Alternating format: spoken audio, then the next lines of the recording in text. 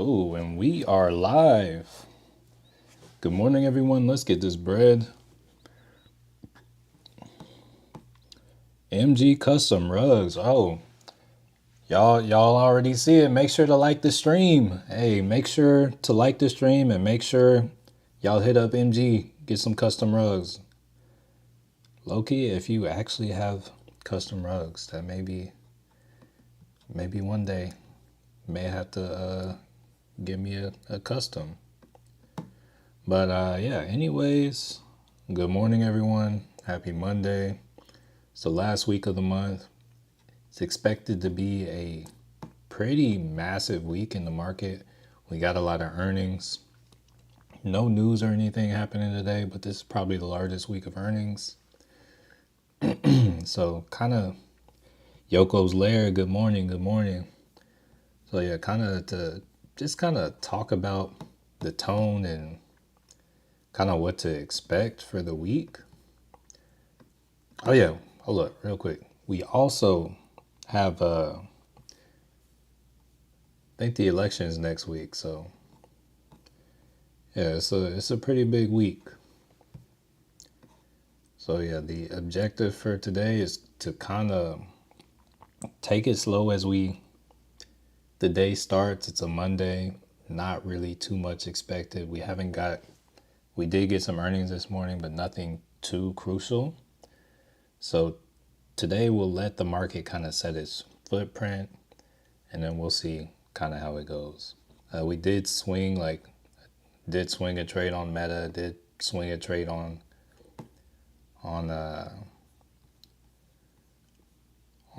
Tesla as well, and I think I also have a call on CleanSpark as well, but we'll kind of see how those do. Bitcoin does appear to be kind of moving up, so that's good as well. All right, so we got market open. Let's see how we move. Lex, good morning.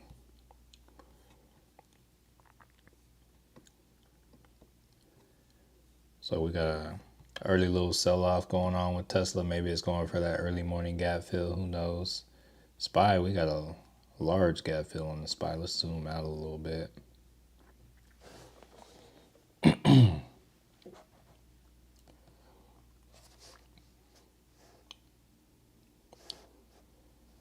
See here, let me get up my monitor stream. Manuel, NVIDIA, what's going on with NVIDIA?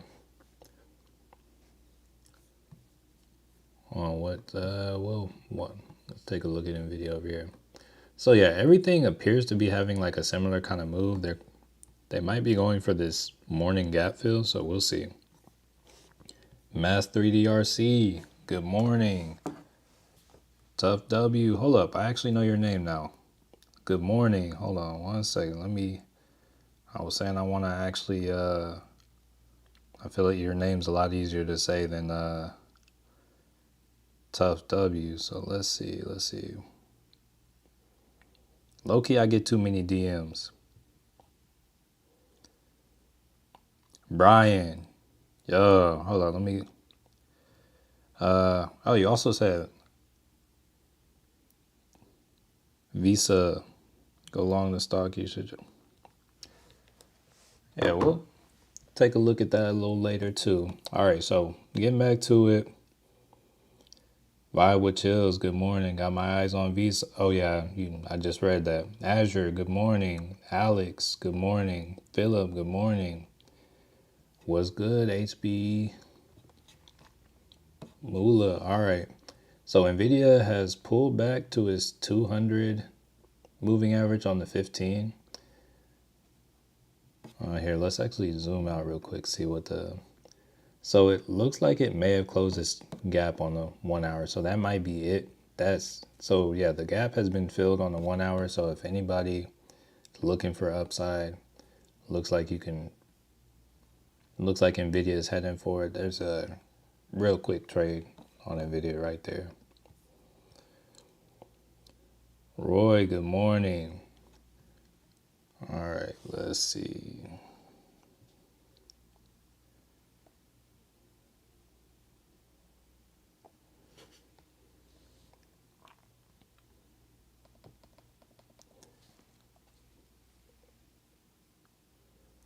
So are we closing red or green today?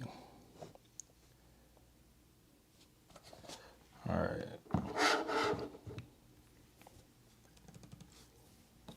Meta calls green this morning. I hadn't even looked at my portfolio yet.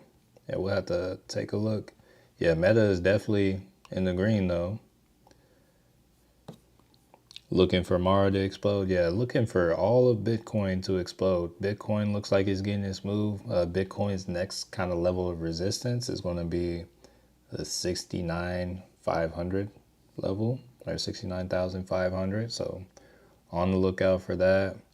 On the lookout for Meta to get above, I believe it was like 582 or 583, something like that. But yeah, just letting the Jorman, good morning, good morning. Yeah, just giving the market time to do its thing, and we'll see where it wants to take us today. Expectations pretty low. All right, so let's see. Brian said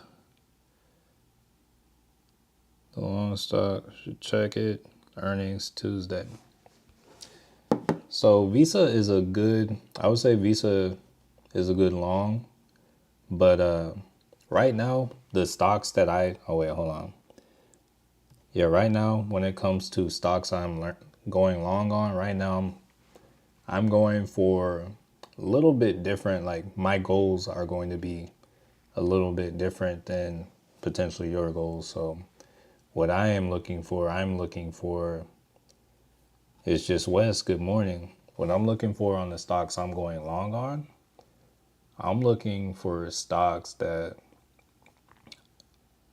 higher risk, higher growth kind of stocks. So if you look at something like a Palantir or SoFi, like if you take a look at the move that Palantir has made over the past year, I don't necessarily need moves like that to happen every year, but I'm looking for stocks that can give returns like that. Because if you look at my channel a year ago, I was talking about Palantir. Now hold up, let me take a look at CleanSpark because I did have a call on CleanSpark, so I want to check in and see how those are doing. Still haven't made any plays today, just checking up with the ones that I'm in. So those CleanSpark calls, still down $11 on them, but hey, they're coming back. They're coming back. Philip already up 20% on my Mara call I bought last week. Hey, that's what's up. Where's Mara trading at? 18.15. Yeah, let's say let them all pump. Let them pump. How much have you made so far this month with your option trading? $100. So for the month of October, let's see. I feel like Robinhood I was looking at it. I don't fully know how to navigate, but it says, so so just for clarity, I've had to restart like if you're talking about the $100 challenge, I've failed that. So I've had to put more money in here, but I've also taken money out. So over the past month, I'm up $105.58. Yeah, I've taken a lot of L's this past month, but I'm still in the green, so it's cool.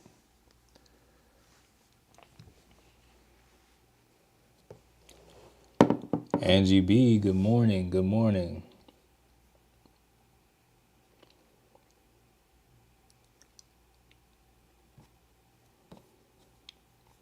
All right, let's see. Let me drop to a 5-minute. I'm just trying to get clarity on what these candles are doing. So that's NVIDIA. Let me look at Tesla. Zoom out a bit.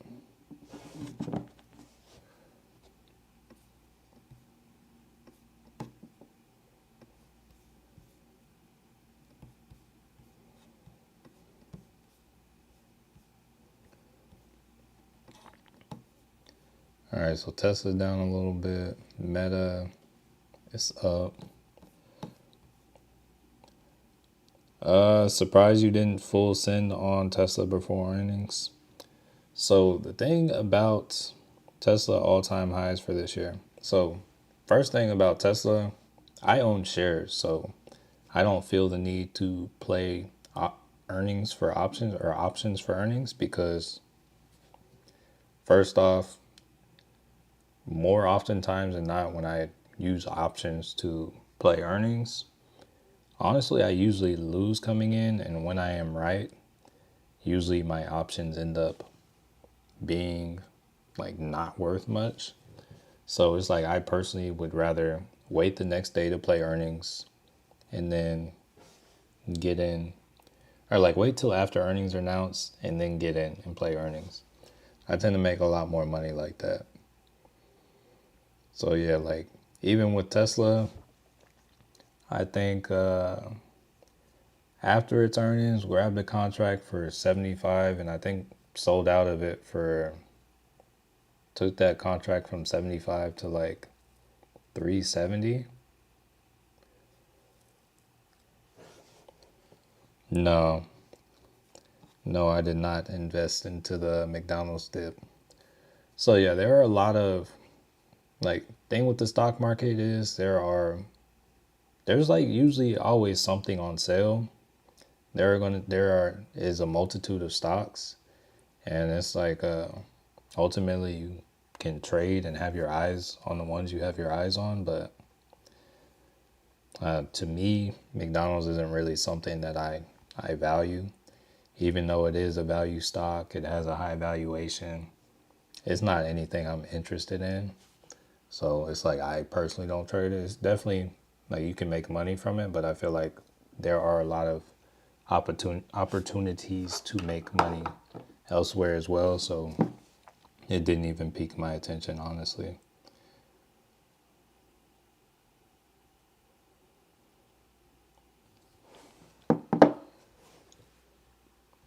All right, so we're selling off a little bit starting the morning. Tesla looks like, here, let me go up to a higher time frame. So Tesla looks like it's pretty much come in and closed this gap. So it might be potentially on its way back up. We'll see.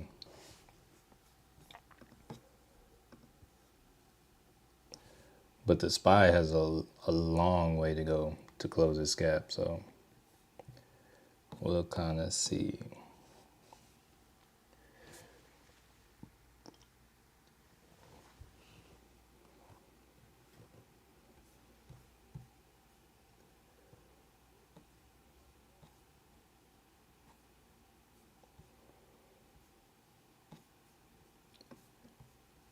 See if I can see any trends or anything yet.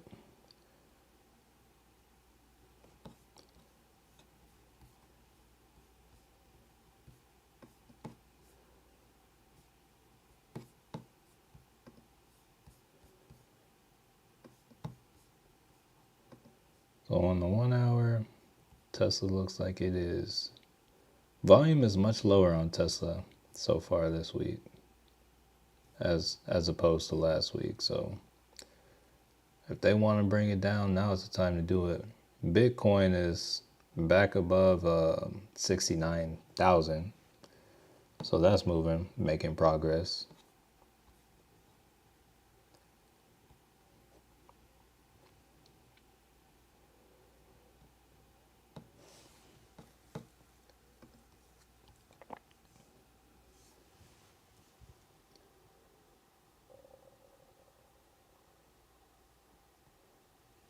PayPal looks like it's having a good morning too. All right, so I think one thing here, let me take a look at earnings. I think we got PayPal and SoFi tomorrow.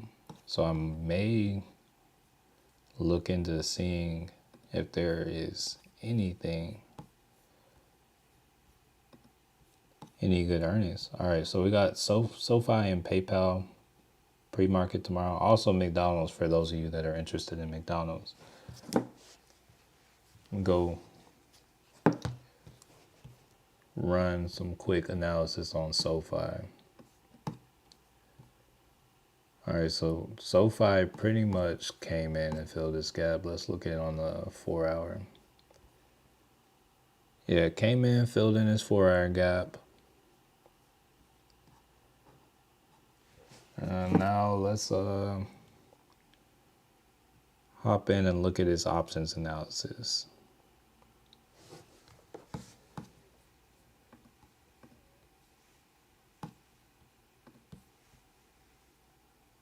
All right, where is SoFi?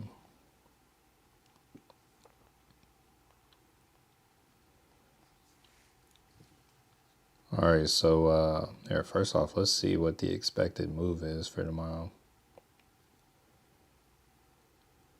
All right, so right now to the downside, where is SoFi is at 11.15.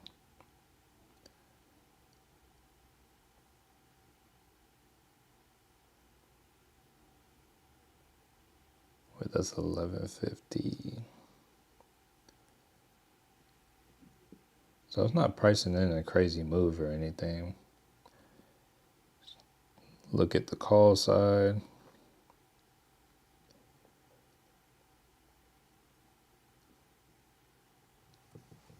Yeah, it's pricing in about an 80-cent move. Let's see what options contracts. So there are not a crazy amount of volume, like 3,800 calls at the $12 strike.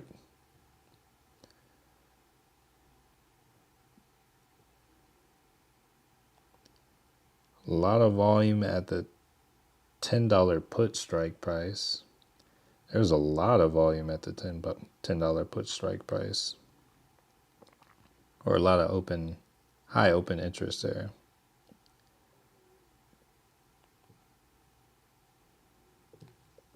And then looking at the unusual activity was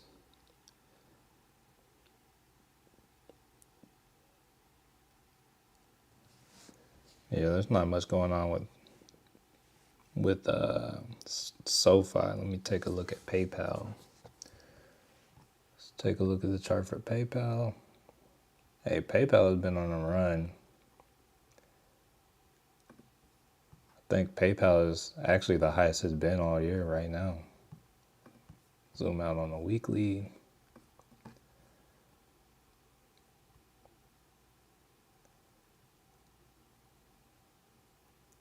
Okay, last time PayPal was this high was February of this year. So yeah, PayPal's on a run. PayPal is doing some things. Let's go to a monthly. Looking real good.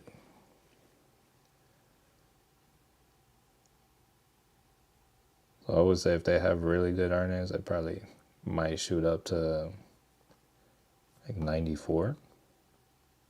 Just kind of looking at the EMAs.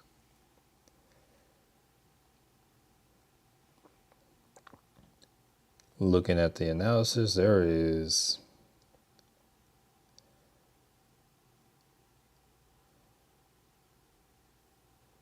not that much volume either. EMI, good morning. Good morning. Got a kind of slow start to the morning, selling off a little bit. Actually, not really doing too much, honestly.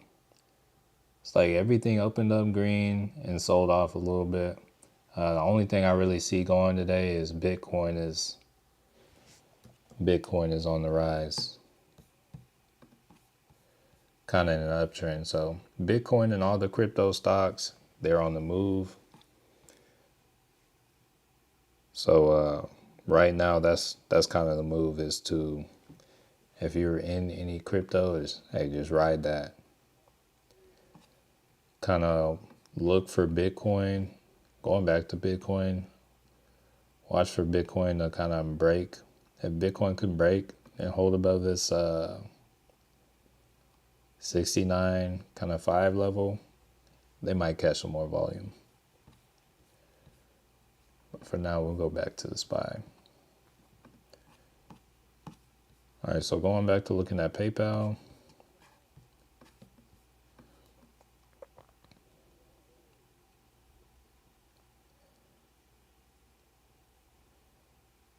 There's like 7,000 calls at the $86 level.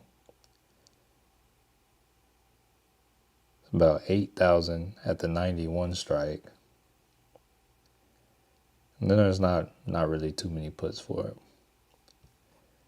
And then last but not least, let's take a look at McDonald's, because they actually did kind of have been getting some volume lately. Let's check their earnings outlook. All right, so looking at McDonald's, they're getting a lot of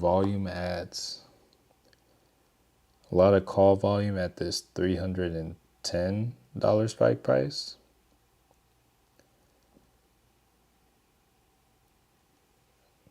They don't get a crazy amount of volume, but it's about 1,000 calls. Going, once again, looking at their open interest. The highest volume is the 305 strike.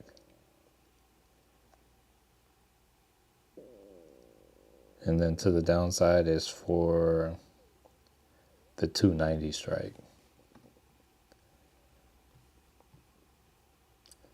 I'm going to just say I feel good about PayPal's earnings. All right, you said, can you chart AMD? So this morning, what I saw on AMD,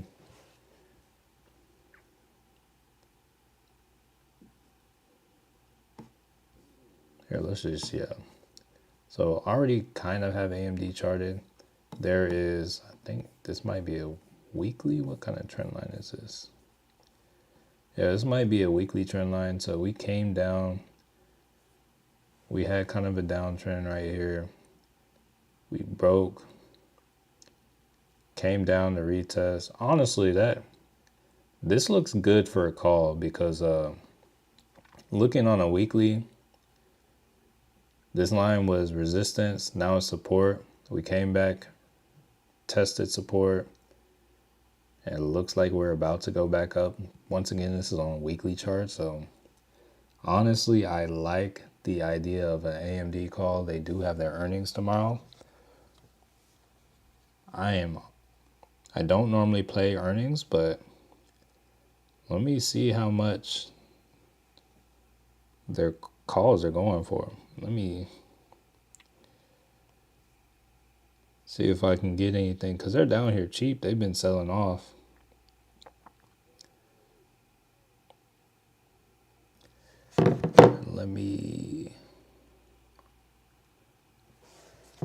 Okay, I got my eyes on something. Let me see how much it is for next week.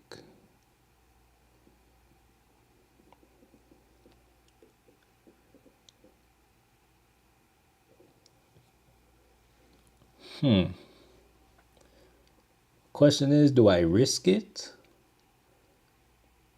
Or do I take a okay, so I'm just gonna add it to my watch list just for proof of concept. But it's a trade that I would have made with the balance that I got today, that I would feel comfortable being in. So I'm going to add the 195 call for next week to my watch list for AMD. I think that could be money, and I'm gonna just put it right here.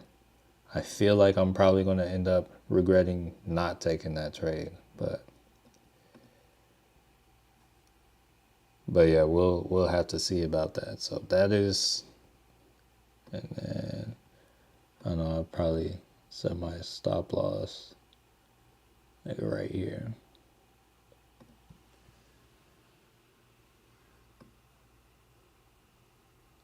I feel like that would be a trade I would kind of regret not trading. All right, actually, while we're right here looking at that contract I just added, let's go in and kind of break down the Greeks, because I've had a lot of people kind of ask me about the Greeks. I want to say, is this even a good contract? So right now, kind of looking at the Greeks, the delta is like 5 cents. You said I was looking at the 185 call for the eighth if it dips down to my buy price of 85. I mean, that's cool too. It's just like right now I think I have about $123, and it's like I want to give the market time to set its footprint. I feel like it might kind of set a footprint after the first hour. And I mean, honestly, hold up. Also, if we can break this level of support with volume, this kind of 181 level, that would be a good trade as well.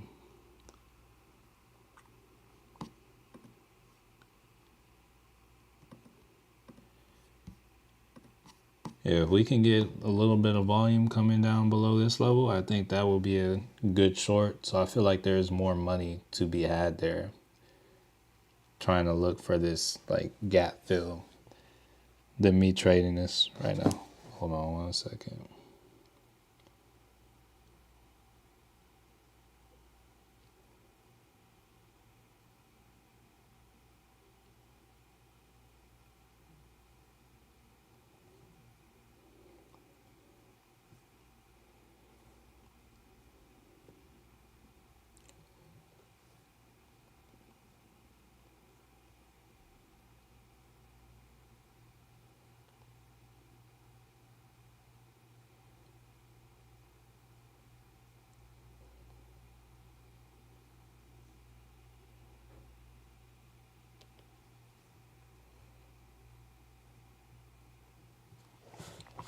All right, sorry. Was looking for. Okay, those wicks are crazy. Are you talking about on the?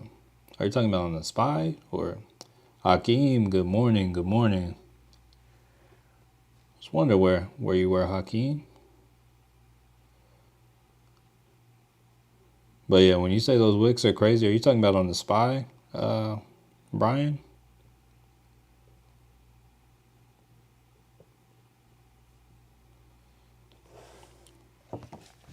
All right, Philip. I feel like all of the bigs are dipping, but have to rebound soon on some support.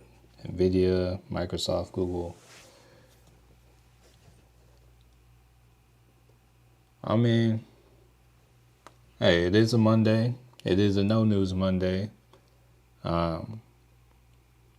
If anything, we could like remember today could be, the big ones. They could have already got their sell off. They opened up in the green. They kind of sold off right at open. And then it's possible the rest of the market could just catch up. So kind of just have to play what you see and kind of just respond. All right, hold up. Let's go to.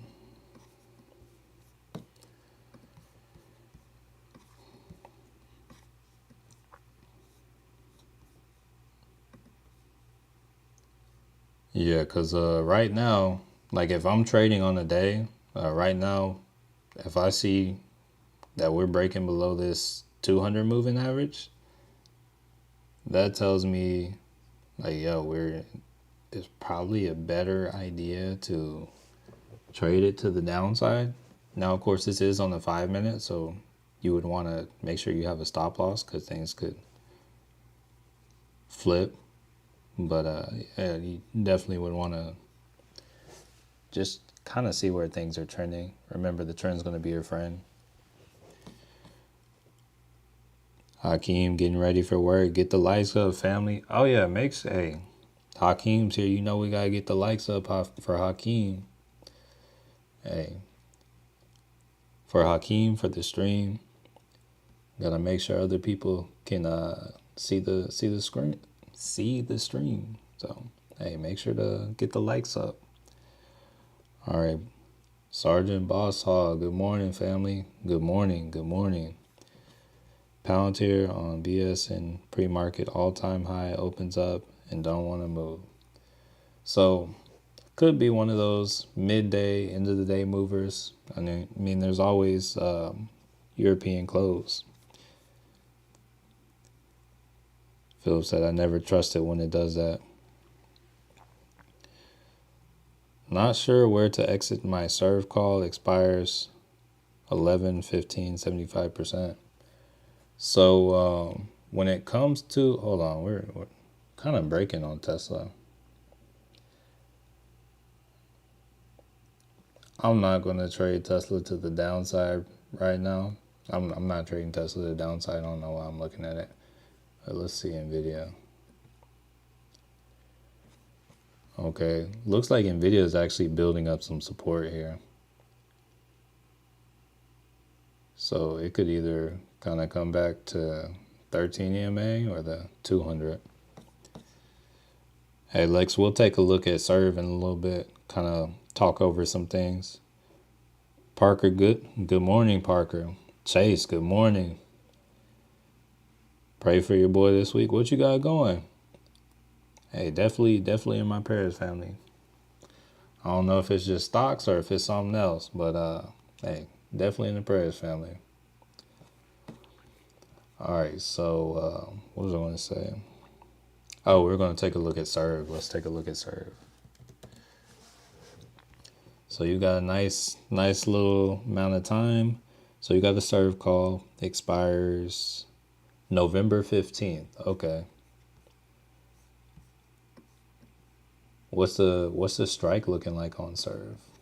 Like what strike price do you have? And here, let's zoom out to a higher time frame. All right, so we are over here at highs. Philip said, looking for this Q's rebound call entry. I can check the Q's in a moment. Let me look at serve first. So right now, when it comes to serve, I mean, honestly, I'm not gonna lie. Like where it's up right now, I kind of like. If I were here, let's kind of look at the RSI too. I probably would take profits, like looking at it on a 4-hour, cause it's like. Here, let's oh, hold on, let's make this just a little bit bigger and zoom in. All right, so I don't know when you got in, but kind of where this trend started, it was down at 40, and now you're riding up. You rode it up to kind of the oversold area. So in my eyes, this is a good place to take profit, because otherwise, you know, it's probably going to pull back to at least 50 or trade sideways, and you know, it's probably going to lose some momentum. So that's, in my eyes, this is a good place to sell. But ultimately, do what you want. Maybe consider setting a stop loss or a trailing stop if you're going to like remain in the trade. At least consider it. All right, Tesla looks like it's trying to move up again. So it found support temporarily at this 5 EMA, or this 200 EMA on the 5. Let's see if it can make it above this 48. All right. Yeah, let's check out the Qs. Let's see how the Qs compares to the. Okay, so. All right, so the gap on the Qs, this would be from 496 to 494. I think I like the meats on the trade for the SPY more than the Qs today. There was more movement on the SPY today than there was Qs, so I'm a little bit more enticed by the Qs, by the SPY. Here, real quick, going back to the Qs though. If you were trying to get a rebound call entry, I mean, first you want to find like signs of support. So this could have been support, but you want to see a continuation first. I would at least want to see it close above this 200 moving average. But right now it still looks like it's coming down to me. And I would want to see kind of a close above this trend line as well. So the Q still looks like it's coming down to me, but we will see. MSTR is a monster. Yeah, let's check it out. Let's check it out. Can definitely afford to right now. I'm sure the thing is going crazy with crypto right now. So, oh, this is a 5-minute chart. So from open it's about 244. Topped out at 150 or 250. That's good movement, good movement. All right, Tesla's back above 270. Let's see if we wake up here. All right, so they are increasing in volume from their last candle. They still have a minute on this candle.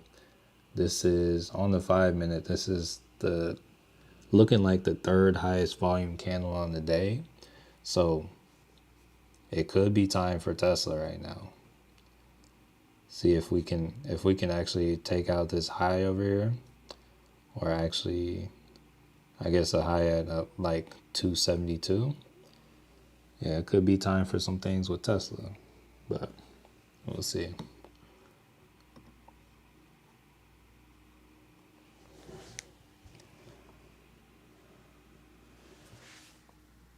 Man.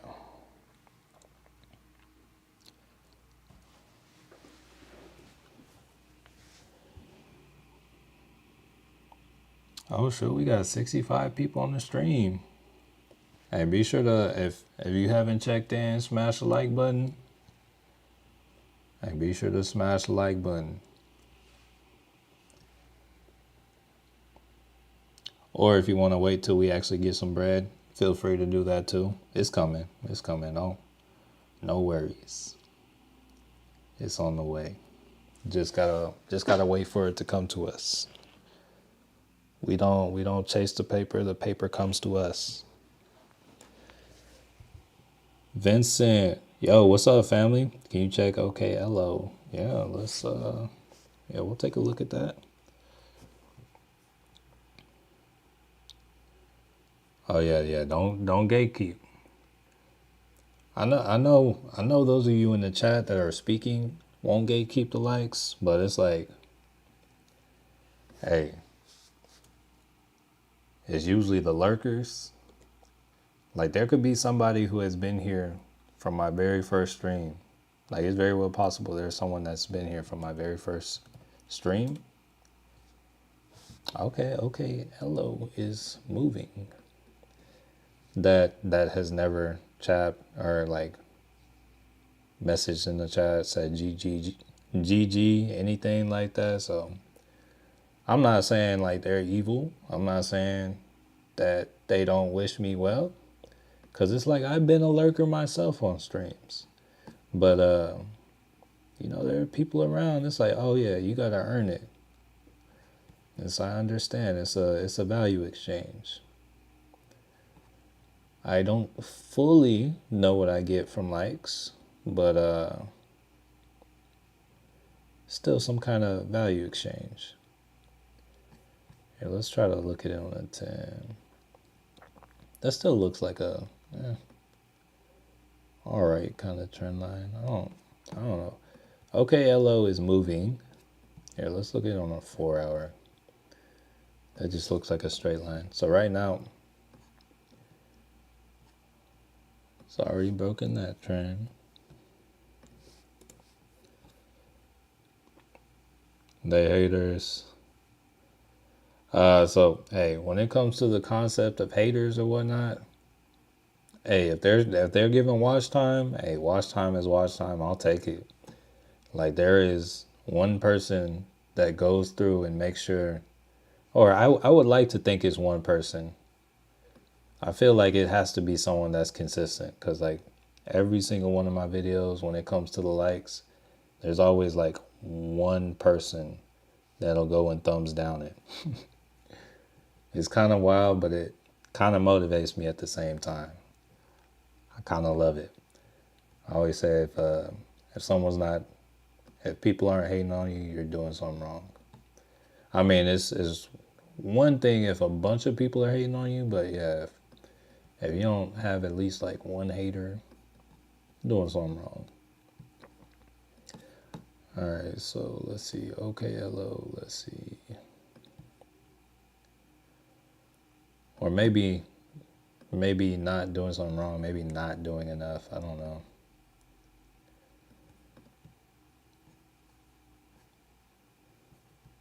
I don't know. This isn't really. Oh, they have decent volume too. Let's. I don't even know how to necessarily look at a stock like this. It's like I can see this trend line here. Here, let's just look at support and resistance. So it's currently testing resistance. It has resistance at this like 2160 level up to like this 2229 area. And then above that, next area is going to be about 23. All right, zooming out. Let's see if it's ever been above 23. Nah, so, oh, over here.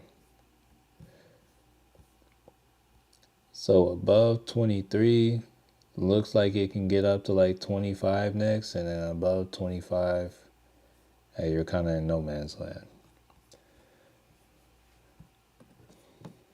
All right, so, okay. Peace and blessings, God. This is my first time here. Hey, what's up, Rooster? What's up?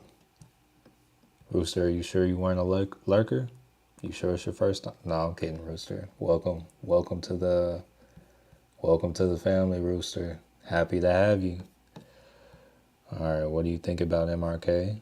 Oh, I'm gonna let you know. I don't think about MRK, but yeah, let's take a look at it. Let's see. Here, let's actually zoom out. They are trending down. MRK. Here, let's zoom out some more. Okay, so yeah, they say when in doubt, zoom out. So right now I'm on the weekly. Let's actually go out to the monthly. Get some real analysis.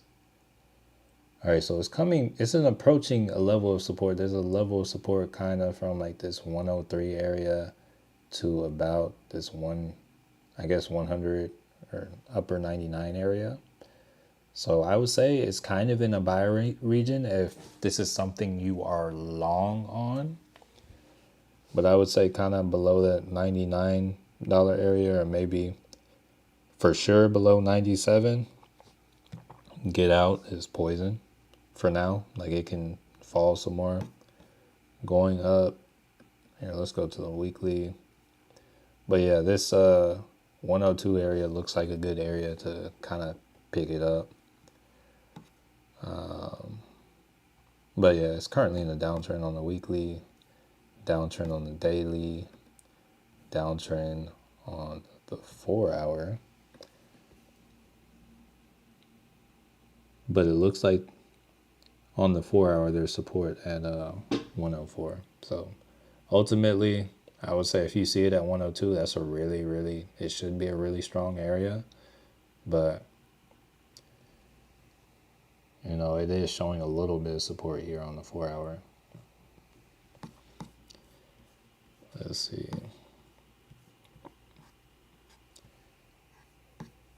Let's drop down to the 1-hour. I want to see the 5-minute.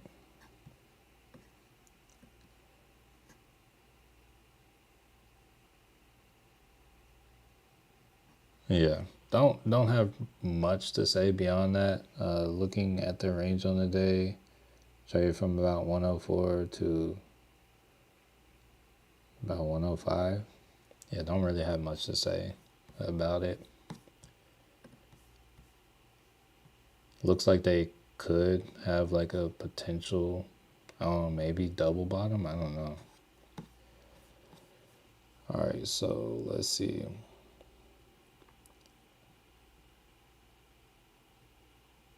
Been watching the challenge since day one. That's what's up, Lex. Happy to have you here, man. But I've been watching a lot of your content and it's been useful. Hey, that's why I put it there. I'm gonna have to start putting out more lately. Every now and then gotta go around and kind of update what's out there. These platforms keep changing. How's Google looking? Oh yeah, that's a good one. They got earnings this week too. Let me check what day real quick. Google's earnings is tomorrow after close. Yeah, we'll take a look at that one too. I'll add one of those to my watch list. Oh wait, hold on. Let me say what's up to Leanne first. Leanne, good morning. First time here. I already hit that like button. Just because I like your channel, period. Appreciate you, Leanne. And you're willing to put in this time.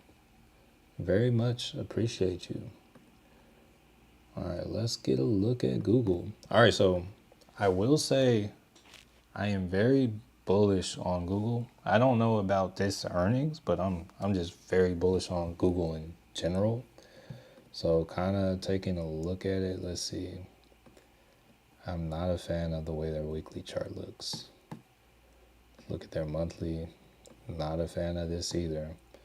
So right now, here, let's kind of get rid of that. Need to clear some of this up.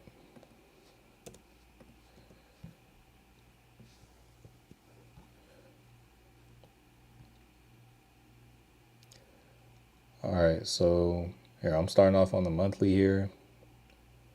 Okay, so one thing I see on Google right now, looks like there is an area of demand here. And it looks like Google already came down to this level and is buying back up. So this, on the monthly, could be a continuation movement and it could be moving towards highs. So that's me being optimistic. Now going down, I want to skip over the weekly and the daily. I didn't like those charts on Google.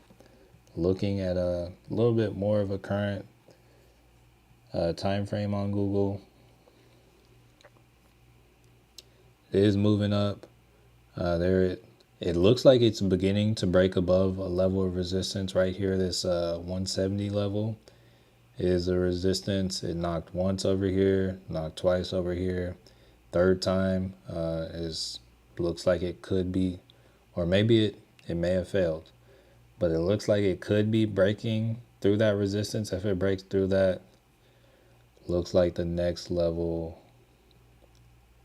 it might be up here about 74, 75, or 174, 175. And then maybe get a pullback from then before going and like kind of, going on. But we'll see. All right, let's see. Should have gone with my gut on the Qs. Hey, Philip, when you know, you know. But they did pull back. So what I'll say to you, Philip, is, yeah, there are different kind of movements. It's like I was looking for a bigger move, but yeah, there was kind of this move from like 496 to 197. It looks like this could be support, but I would want to see it get like kind of hold above this 497, like 70 area before I continued upside. As for right now, this looks like it's potentially a pullback for continuing to trend down, but we'll have to see. All right, AMD never hit my buy and left me. And I told you AMD was at a good level. I'll have to check in on my. Oh yeah, that's AMD topped at 200 and said bye. But we'll see if it continues on. We'll have to see. Go back to the SPY over there. The real MLM Bizzleman. I be lurking, but I'm gonna break that today. What's up, everybody? Hey, what's up? What's good? What's good? Happy to see you here. Hey, you're no longer a lurker. I got you locked in. Hey, your name is stored in my photographic memory. I'm gonna let you know I don't have a photographic memory, but not yet. I've seen your name, so hey, you're certified. Yeah, I was thinking MRK on the swing, man. HUD 8 broke. Oh yeah, don't get me started on HUD, man. AMD, Google should see Nasdaq QQQ rise tomorrow. Yeah, I'm thinking it might be a good swing. It's like I don't like to take my chances, but it might be a good swing, honestly. Are you optimistic on Robinhood desktop trading platform? I mean, I'm gonna say I'm optimistic on life in general. So I have high hopes for it, but my expectations aren't necessarily the highest. Like I think, like, don't get me wrong, anything Robinhood does is going to be like a huge improvement, but my expectations aren't too crazy for it. But I think it'll change things for a lot of people. Sitting on 2 put contracts for SPY right now, watching you to learn while I wait. So oh wait, hold on. Let me go back to the SPY. All right, so one thing I'll say about the SPY, I don't know how much time you got on your contracts. There is this gap to be filled, but I want to let you know, just kind of sitting around in the SPY, those contracts will eat your money up. Like, yeah, it'll definitely eat up your money just because the theta. So I don't know how much time you got on your contracts, but just be aware of that. All right, what's up, Jonathan? All right, Shot Fixer. Hi, Matt. Have a great week. You too, family. Investing has never been more popular, just like sports betting. I would argue there was a time when investing was, well, actually, first off, I would say there's a little bit of a difference between investing and trading. So I would say this is trading, but I do try to like talk about investing on here because it's like I definitely invest, and my goal would be like the impact I want to make is I would like to take the traders and convert them into investors, or maybe not convert them, but to, help add some versatility to, your growth strategy. Because in my eyes, investing is the best thing you can do for your life, period. All right. I bought 2 shares of SMH today. Okay, that is investing. All right. So yeah, investing. Yeah. Hakeem, good morning. Good morning. AMD making moves. Let's see. Has it?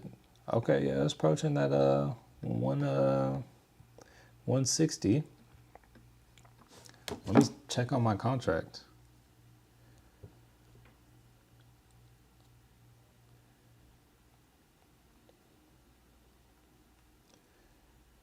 Okay, what we get in that contract for? Okay, so that contract's up 10%. And just a heads up, this is just a watch list contract. I did not enter.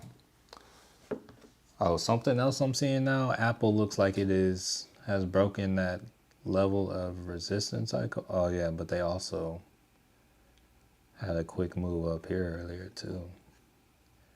Oh, but Apple, they broke through the resistance at 233, so that might be a okay call to run.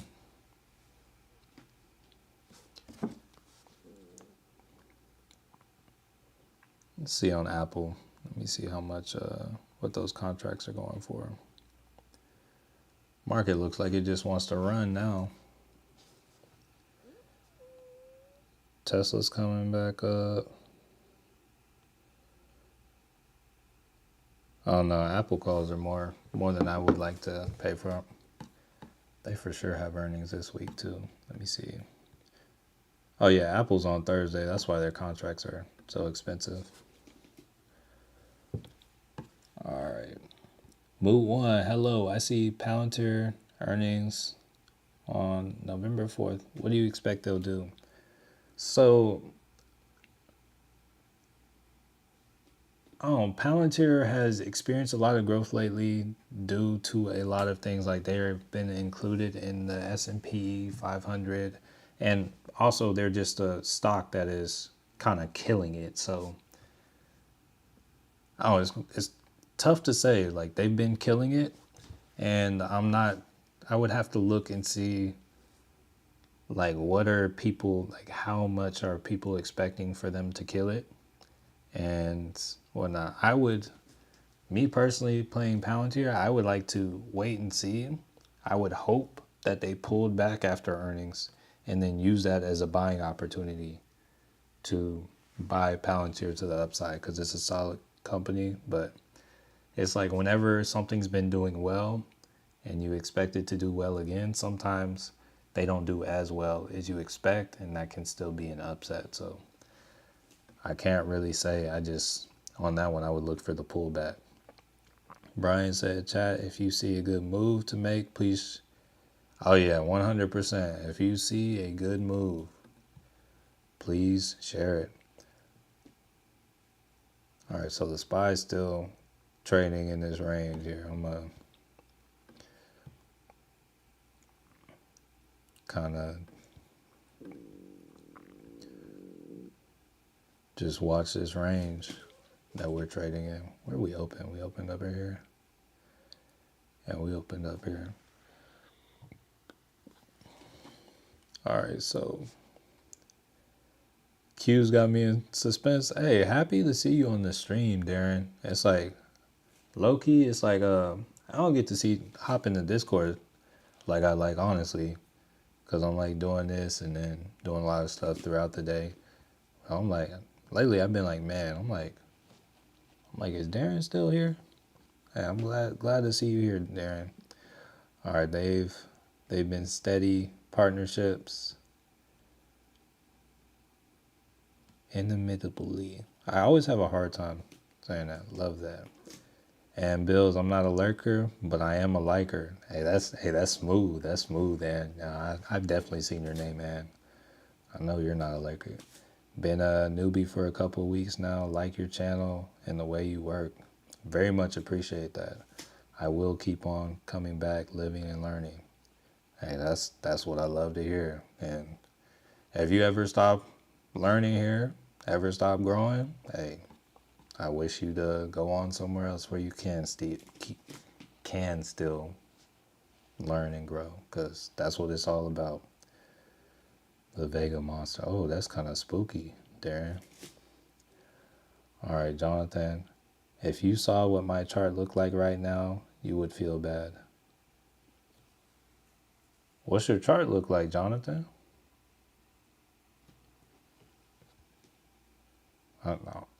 I'm a little curious now. That's I don't know. That's a hook right there. If you saw what my chart looked like right now, you would feel bad. That's like a viral hook.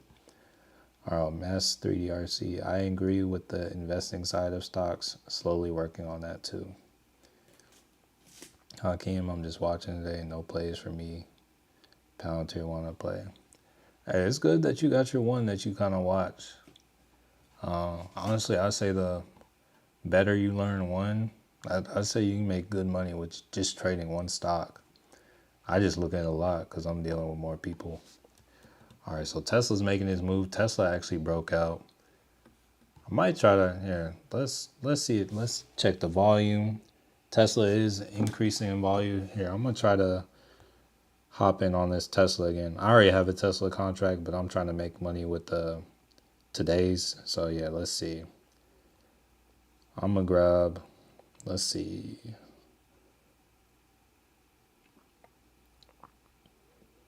Yo, hold up. Oh no, okay, I was about to say.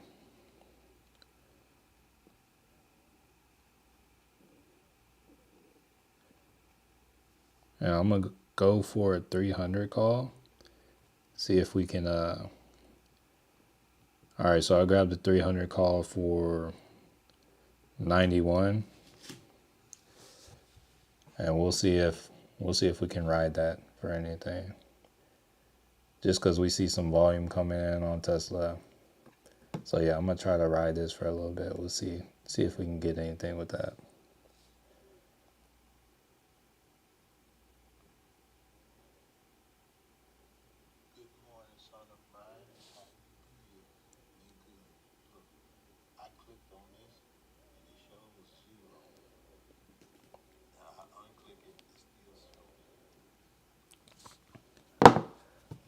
All right, so maybe we're catching resistance here. Maybe we're not. We're gonna have to see here. Let me get back to the comments. All right, most recently.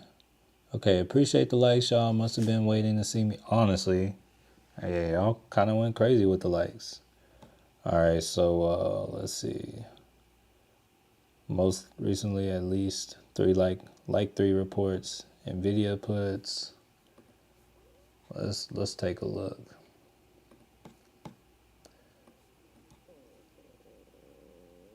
So once again, they kind of have support around this 141 kind of area. So you're kind of taking a chance. They could continue the trend, but I would say it's riskier taking puts here as opposed to taking it at the EMA. Like right now, if you were trading the trend, right now they're in a downtrend. This would be the supply zone. They already kind of sold off one. If they don't make a new range and break below kind of this area right here, then there's still just they're just trading sideways. So it's still like a little risky getting in there right now. So this could be a higher low, which would make it more ideal for upside. So we'll kind of just have to see. All right, intermittently DJT is going crazy. Let's see. I got like 10 shares of it. Let's see. Dang, it's at 45. All right, so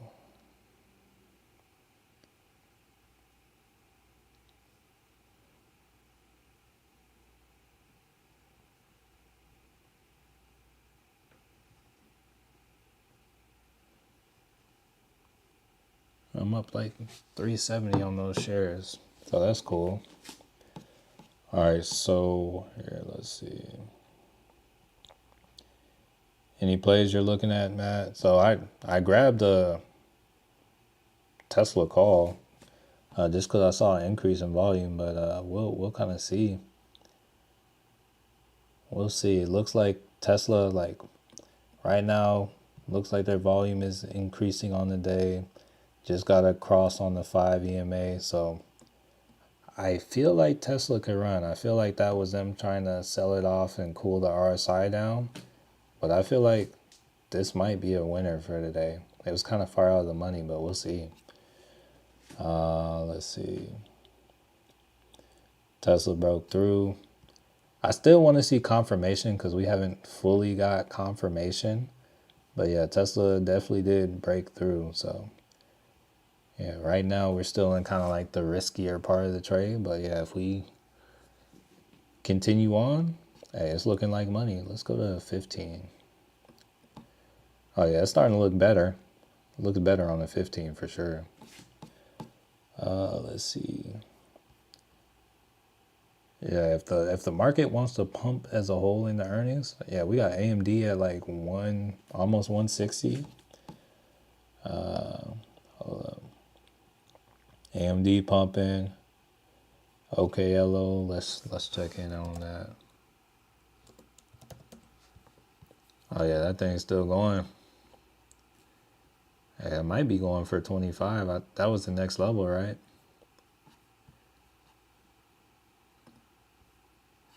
Yeah, it might be going for 25 then. We'll see.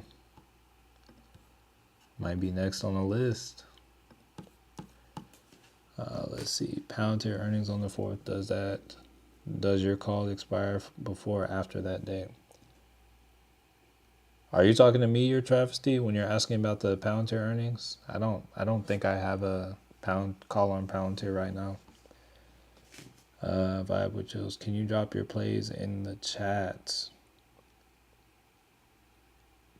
If somebody else wants to drop what I got, they can. Like right now, Sergeant Boss Hall called a 300 call on Tesla.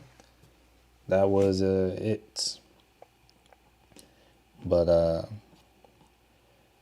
it's like I find it a little bit difficult to like type it in as well. I don't know. It's like if it slows down, I can, but hope everyone had a great weekend. Let's go. What's up, Mr. Self-Sufficient? All right, hold on. Let me take another look at this. I mean, it's still fine if we come back and pull back to this EMA and like retest. We're in an uptrend.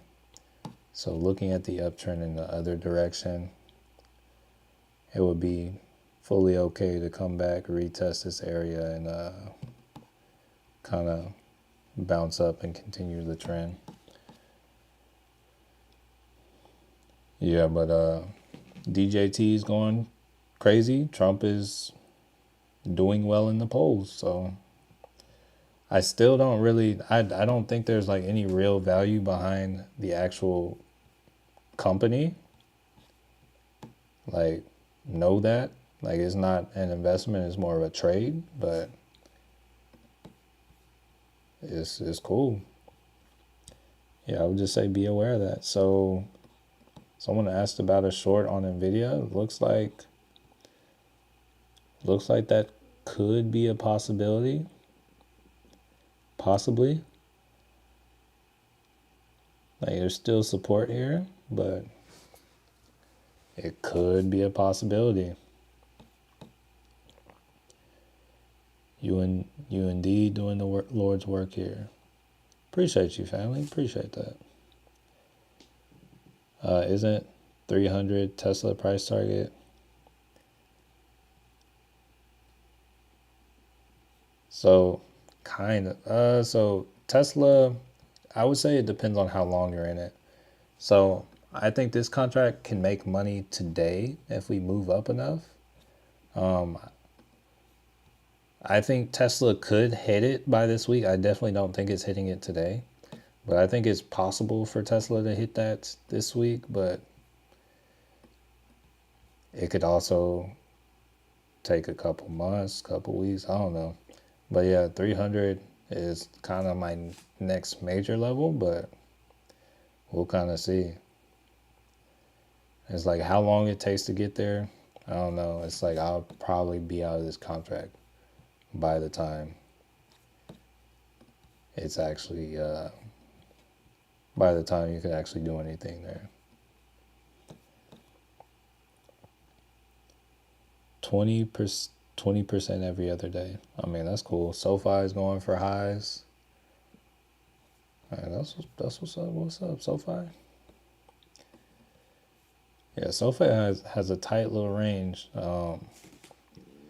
I don't know what's going to be up with their earnings, but yeah, they got resistance up at about 1130 or 1140, I guess you could call it, and then support at about 1090. So they're kind of in a tight range, and they'll probably trade in this range until their earnings. Azure, look at the news. I don't see why Nvidia is slowing down. Here, let's.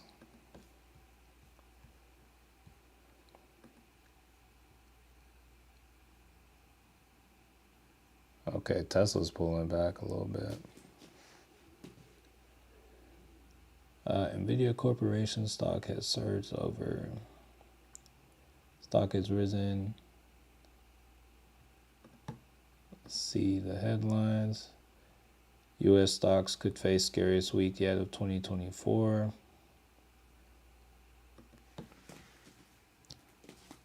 Oh, Nvidia is doing all right. Nvidia is up here at all-time highs, so it's not surprising that it's kind of going to consolidate. Like it's kind of pulling back on the day a little bit, but if you look at things, it's really only like it's only down 29 cents on the day. I would say Nvidia is kind of just trading sideways right now, waiting for some kind of move. Oh, let's see IWM. Yeah, IWM is kind of killing it. Okay.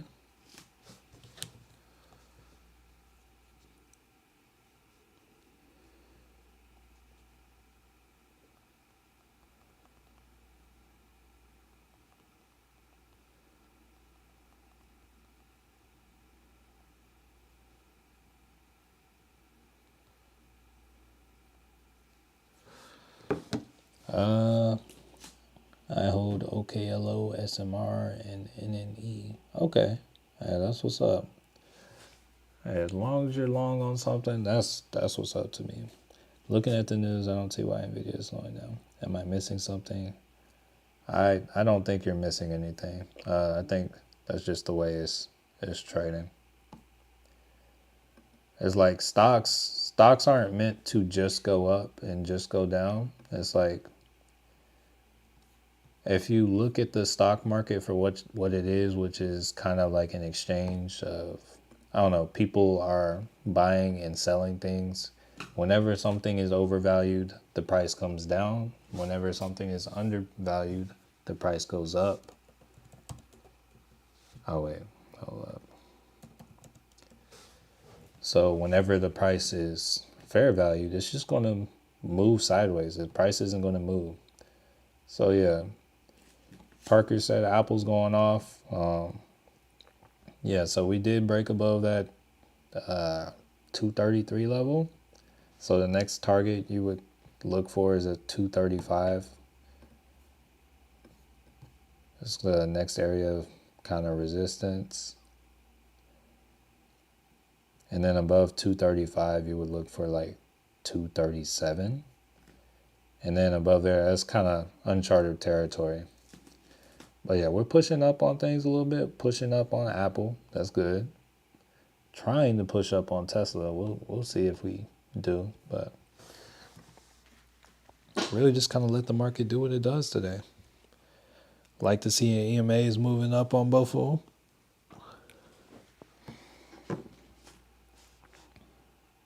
Yeah, slowly had a little sell off at open, but it looks like we're trying to move up on some things. Let's back out to a 1 hour. I feel like that usually makes things, looking at Apple, hey, it looks good on a 1 hour. Let's look at Tesla on a 1 hour. Oh yeah, we're looking all right on a 1 hour. Had a little pullback. Yeah, I'll say we're doing all right.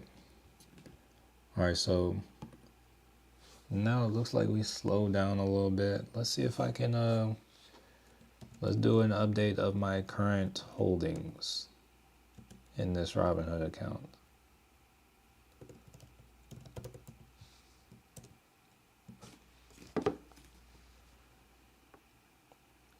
Let's see.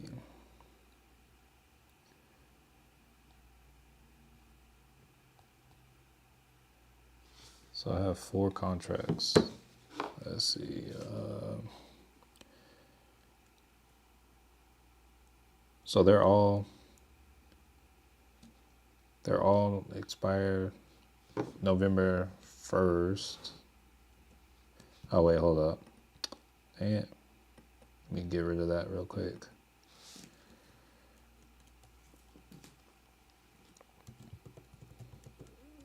I was trying to format it to look a little better, but it just sent it. All right, so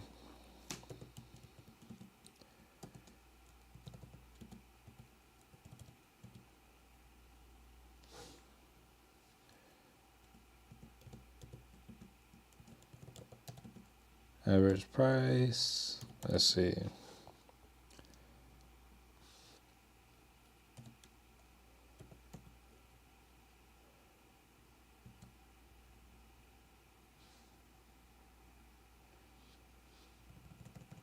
I'm gonna break them up by dashes, I guess.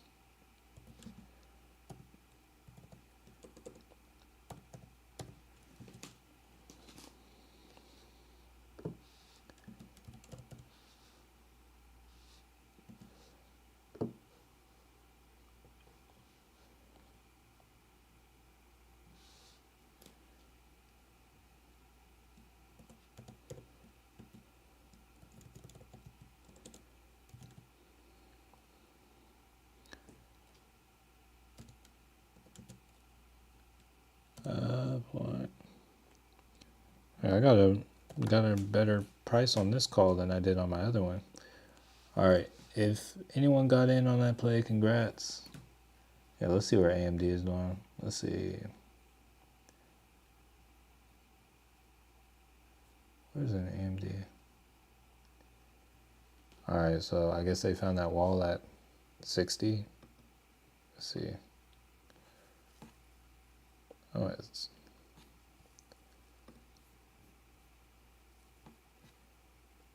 Oh man, I could still move up. Let's see. AMD.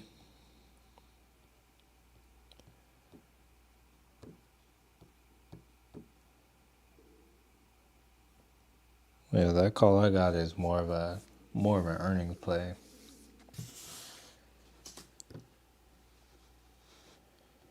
Everything I got is optimism. Let's see. I forgot about this meta. Let's see.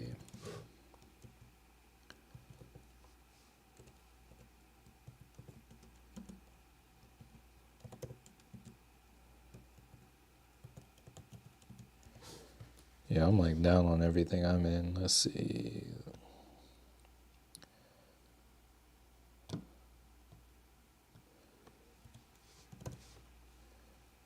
And then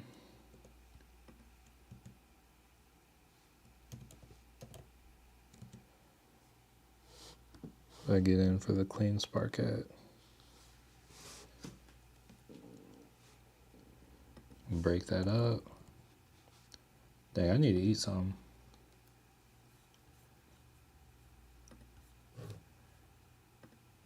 Okay, Tesla's still moving up, looking good. But hey, I'm almost done typing this in.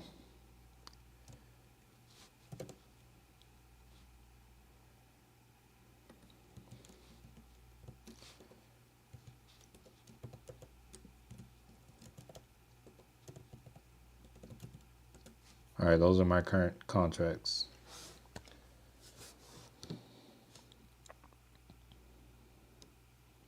Currently down on everything, but the night is young. It's all good.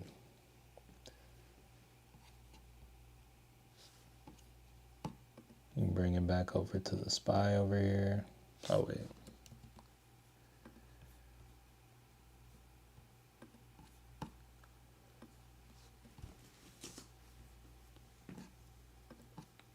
Go to a 10-minute chart. All right, let's see how we look on the 15.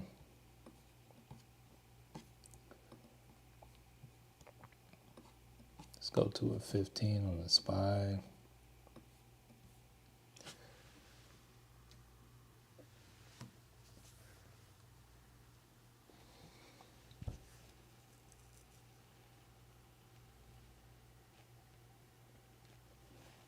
Hey, no problem, family. I'm in. No big deal. Took a little bit to type it, but hey, it is what it is. If I got the time and it's there, I got you. I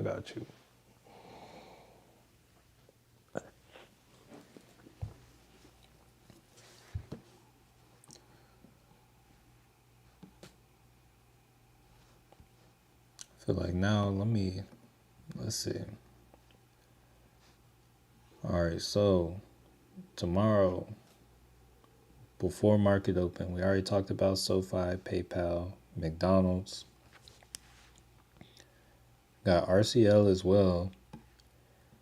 We talked about AMD. We talked about Alphabet. We also got Chipotle, Snapchat, Visa. We can check out Visa. Let's see.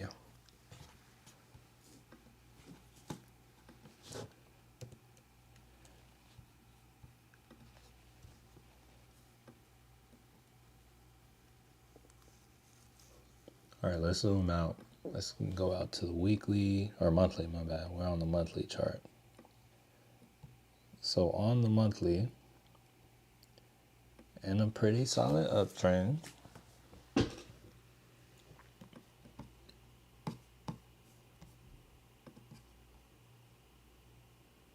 See if we can, see if this does anything. I'm not sure how I feel about that.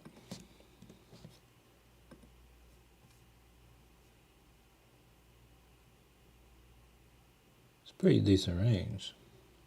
Go out. GPC could be a good play. It had bad earnings. There's GPC. Let's see.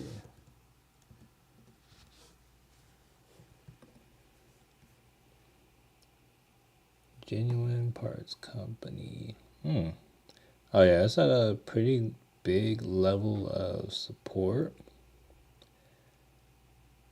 Right here at, oh, this also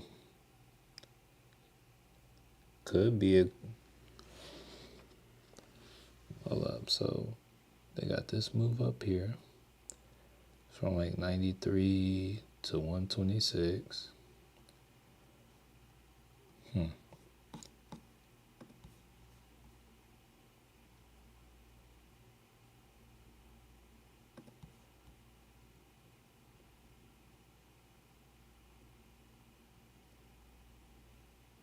So I kind of see that for a trend line right now on the monthly. Looking at the weekly, got support over here.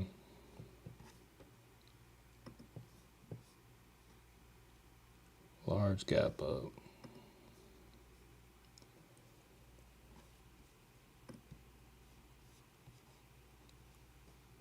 I don't love their volume. See how their contracts move. So let's see.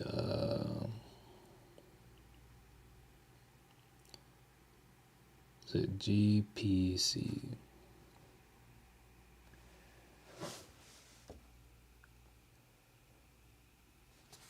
Oh, hold up. So we got a double bottom on NVIDIA. Let's see. That might be money right there.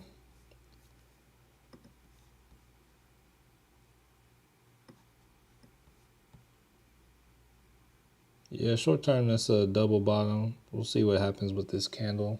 Maybe we go for a triple.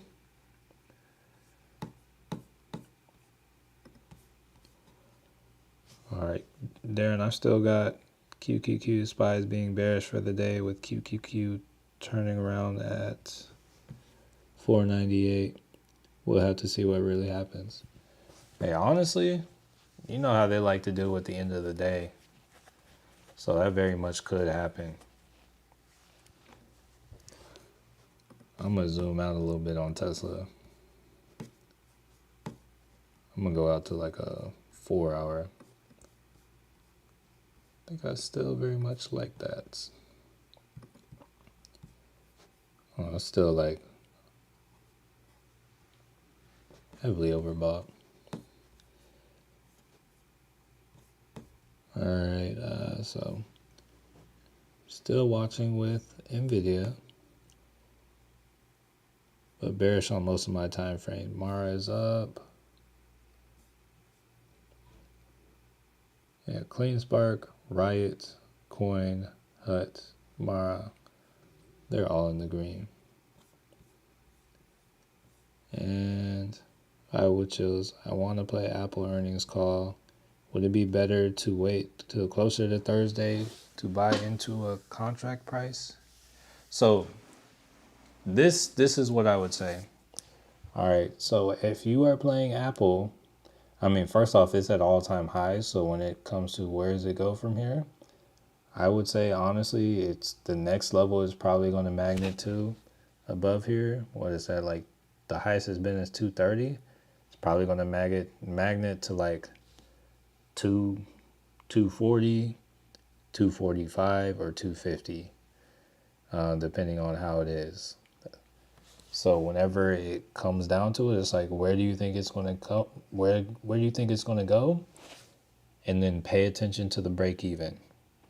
It's like, if you pay attention to the break even, it's like every dollar you're in the break even when it expires, that's going to be $100 of profit. So every dollar it is past your break even, that's your profit. I would just say, if you want to play it beforehand, take that into consideration.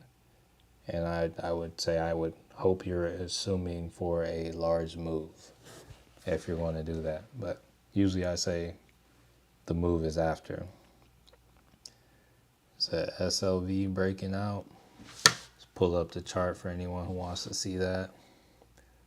Okay, got a good little break above this 3090. How's this kind of move? All right, so there is some resistance up here though at, yeah, kind of right about this level. I like to see it kind of hold above 3102. Then it looks like the next area would be about 3123.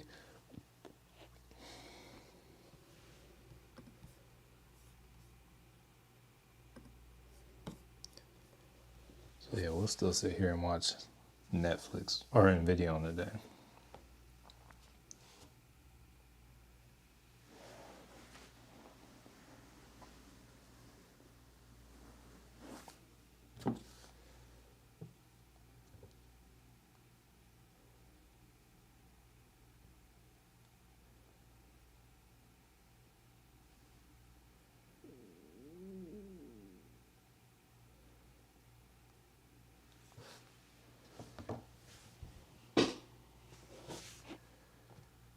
Yes, 3102 was real tricky.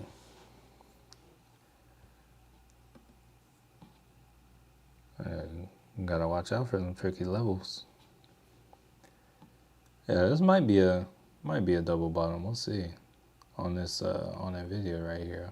Let's look at it on a 10, 15, and now it just looks like, honestly, to me, it's looking like it's trying to hold up at this 200 right here.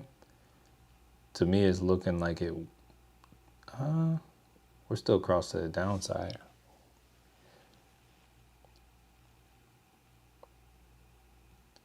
And let's look at something over here.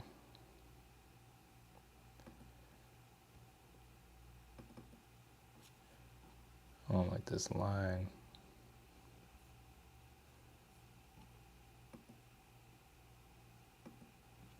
There we go.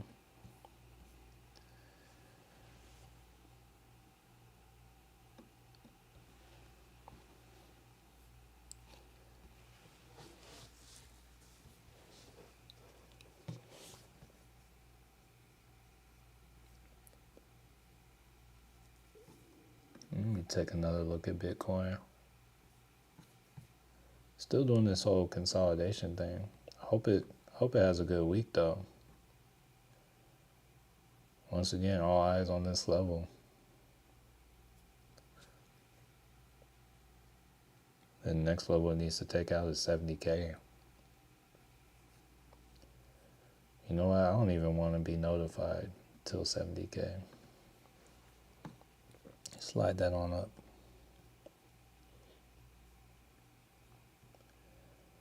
Now we got European close in about 33 minutes. Oh, hold up. I need to. When is daylight savings time? I need to.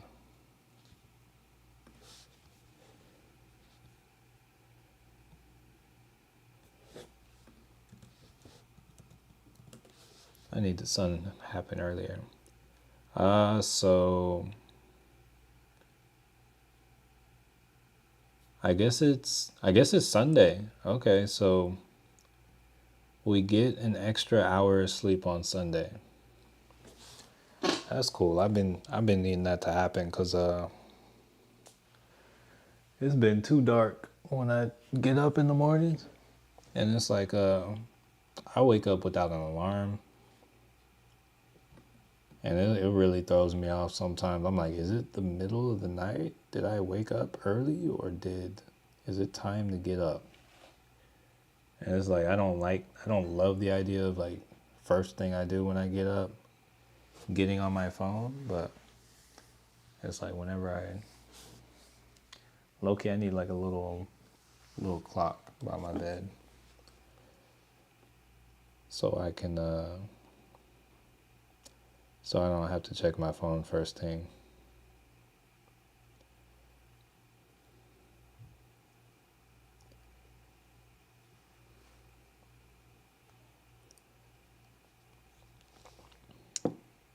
You miss getting along bowing.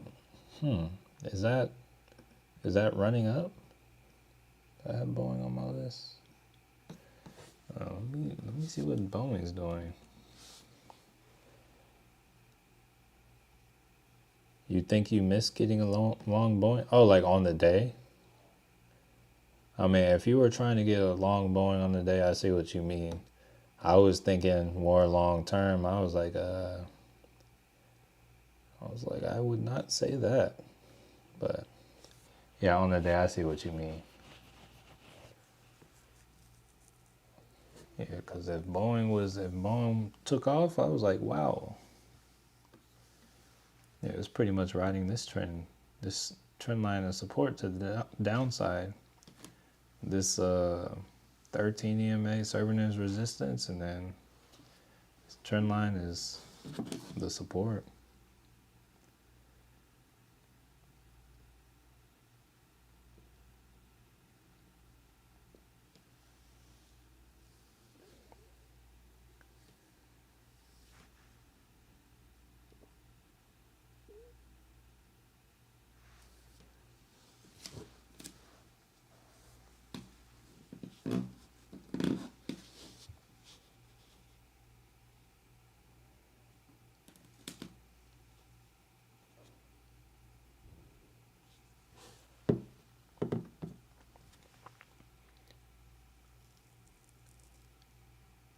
All right, so got 1 hour left on this first 4-hour candle. I'm really interested to see how it turns out.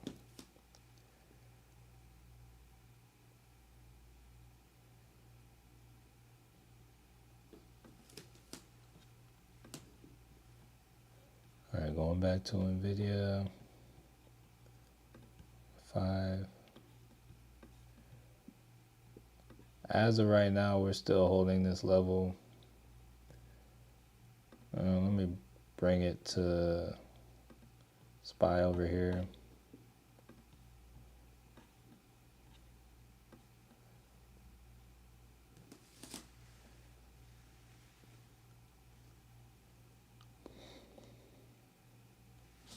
Yeah, I kind of want to see if we actually end up.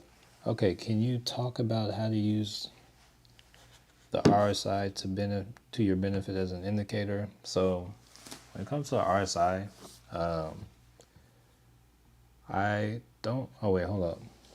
All right, y'all, gotta get back to work. Catch up. Hey, catch you, family.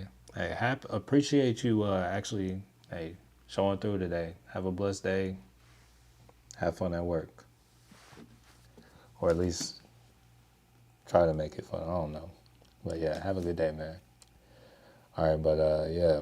So when it comes to the RSI, the way the indicator works is supposed to essentially just tell you when the stock is overbought and oversold. Now, whenever it's oversold, it doesn't mean that it can't become more oversold, or it doesn't mean that people have to buy it.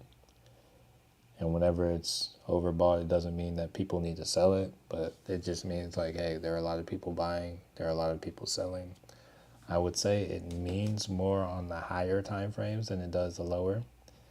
Because for instance, if we take a look at NVIDIA right here, you can see down in this area at the bottom, it shows as being in the red, which is oversold. Typically, when you look at the RSI, anything below 30 is going to be oversold.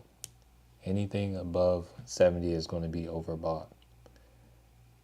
All right, so say you're day trading, one thing that you can kind of look at, typically if you're looking for a reversal trade, one thing that you may want to consider is if you're looking for a call, I would be a lot more hesitant to buy a call whenever. Hold up, you said, holy crap, I walked away for 2 minutes. What happened to the cues? Is it selling off? I see.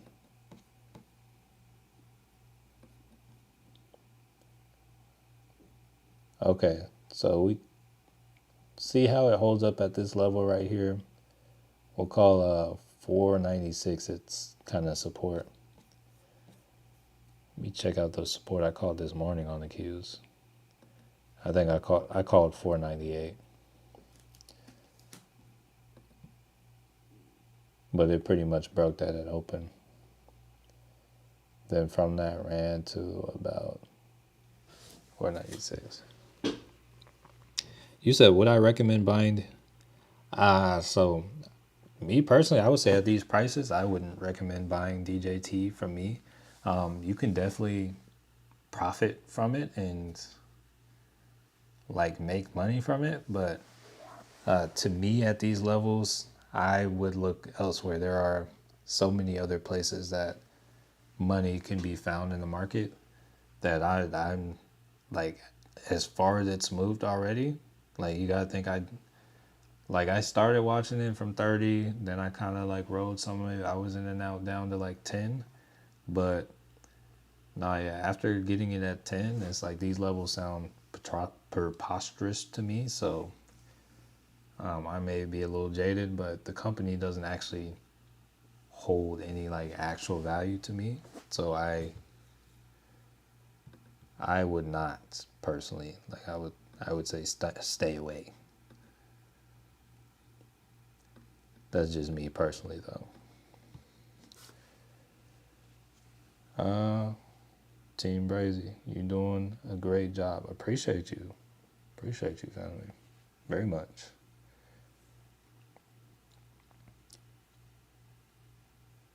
Oh, they have earnings. So when it comes to if DJT has earnings on Friday, I don't even think they're a company that benefits from earnings. I mean, you might benefit from like having the election next week, but yeah, I don't know about like playing it from earnings. I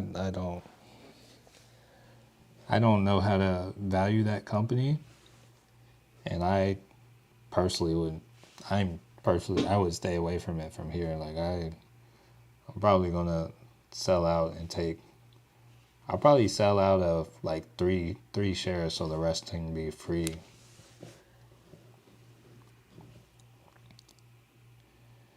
Yeah, it's like if you look at, because it's like you said buy it to trade. Well, yeah. It's like me still. It's like I would say if you're going to trade it, I would say use what you know, because it's like, I mean, first off, if we do look at DJT, let's take a look at it. Where's it at? Oh, here somewhere. Oh, there it is. So, oh look, it was oversold up here. Here, let's actually go up to the 4 hour. So now it's oversold. So like going to what we were looking at on the RSI, typically when you see something is oversold, this is going to be kind of your sell zone, especially like when it gets to like above the 80. It's like 70 is considered oversold, and once it gets above 80, it's like, Here, let's zoom out and see. So let's say using the RSI on the 4 hour, when it got oversold, it was trading at about $30. All right, if you say you rode that till it got overbought, that's up to 17. Say you did it until it got to like 80 on the RSI, which was The first time it got to 80 was October 24th over here. So yeah, you could have rode up to about $22 from the entry at 12. But it's like typically whenever you see it up here, especially up here, it's the highest it's been. There's a good chance it's gonna come down again. I don't know. It's this DJT is different from everything else, so its timing with it coming down may be different. Honestly, it's something that people will refer to as more of a meme stock, and because of that, it's like you're just trading with a bunch of people, and maybe you want to pay more attention to stuff like the volume. But yeah, that's going to be a tough one, especially like now that the risk is a lot higher. All right, so starting to look like we might get the close to the downside. We'll see. Still trying to watch for I'm still watching for the SPY, but the Qs is potentially trying to do it. So we're either getting like maybe a double bottom here and we'll like run back up, or we're coming for this gap fill, is what I would think, looking at things right now.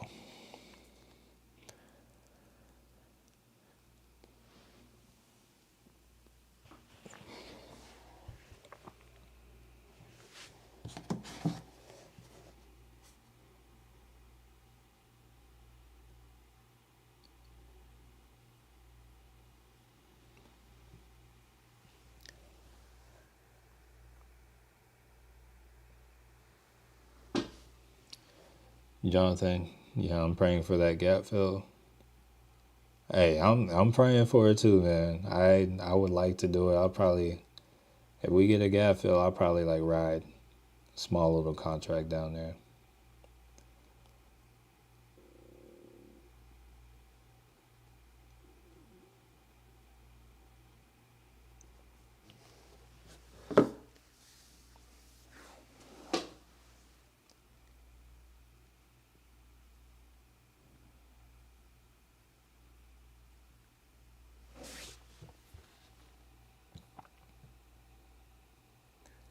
All right, here let's check some things. So let's see how we're doing on the Dixie.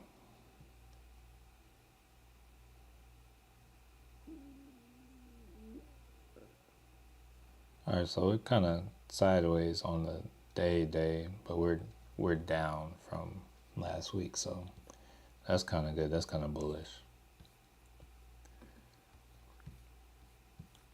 Tesla's still in the green. Volume has dropped, but still in the green.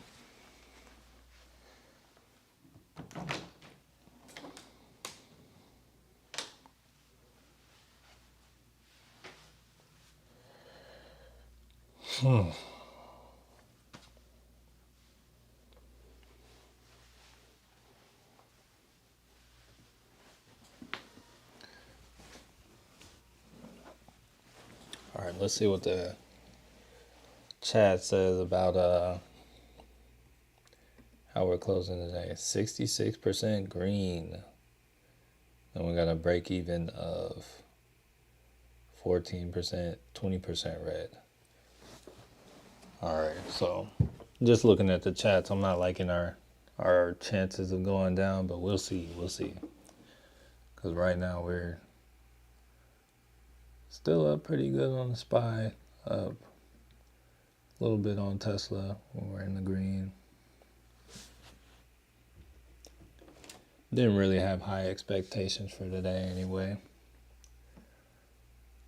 But yeah, we got 18 minutes till what is it? What's it called? European close. All right.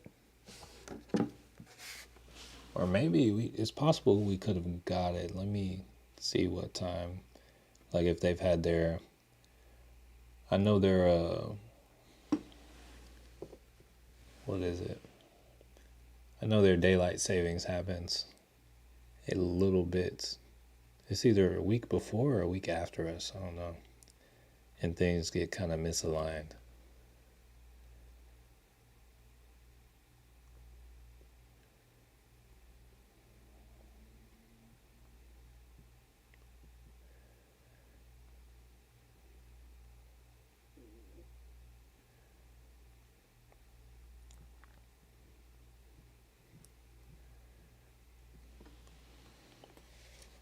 All right. So one thing out here, let me close the RSI.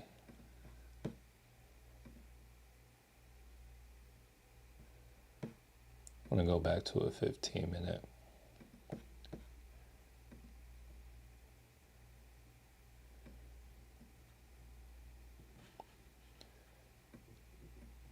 Yeah, not much going on right now. Just doing a whole lot of waiting.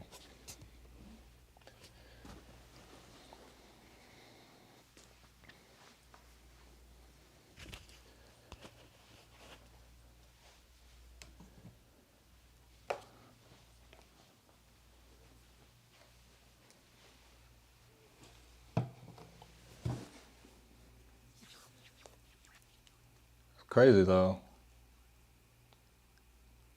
All this election stuff.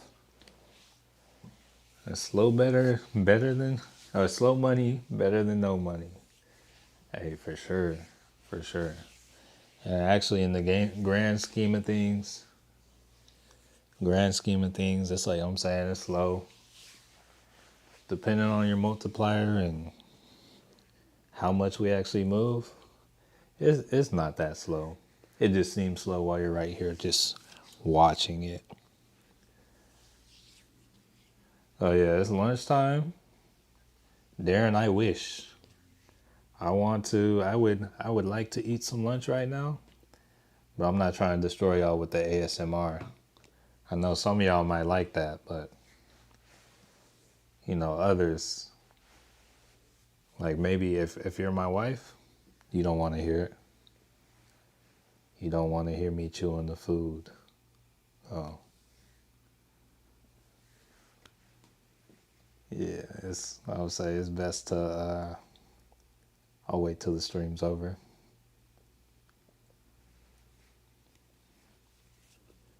All right. How long have I been trading? I think like 6 years. What year is it? 2024. So yeah, that sounds about right. 6 years. Or let's say 5.5 trading. So I started just investing. And then I found out about options. Because I would say, yo, if I held the investments that I had initially, yo, I would be set. Or I would be in a much better position than I am right now. Kind of. Like my portfolio, my investment portfolios would be a lot larger, but I actually think everything that has happened has turned out to be much better for me. I've learned a lot more, and think it builds a much better story as well. So it's like, yeah, I started investing in 2018, maybe I want to say October of 2018. It's crazy because the market was like falling down and I didn't really know. And then like I bought the dip and I saw like immediate profits from that. I was like, wow, they're talking about these. Oh, they talk about like getting 8% on average a year. I'm like, yo, I just got like 30 in like a week. So yeah, I think I bought a dip. There was like a dip in 2018. I think it was maybe, yeah, probably around this time of year, honestly. And I think I bought stuff like Apple, Tesla, same old. Nvidia, Skyworks Solutions, a lot of tech heavy kind of stuff. I think I bought like Walmart too, Nike, dividend kind of stuff. But yeah, been to that. So I would say I've been trading since like 2019, like early 2019.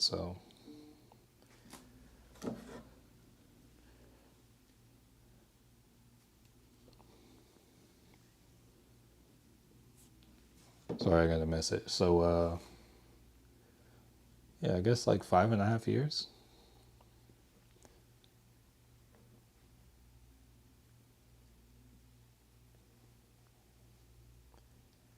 I would say whenever I first got into the market, options pricing was a lot more affordable in my opinion.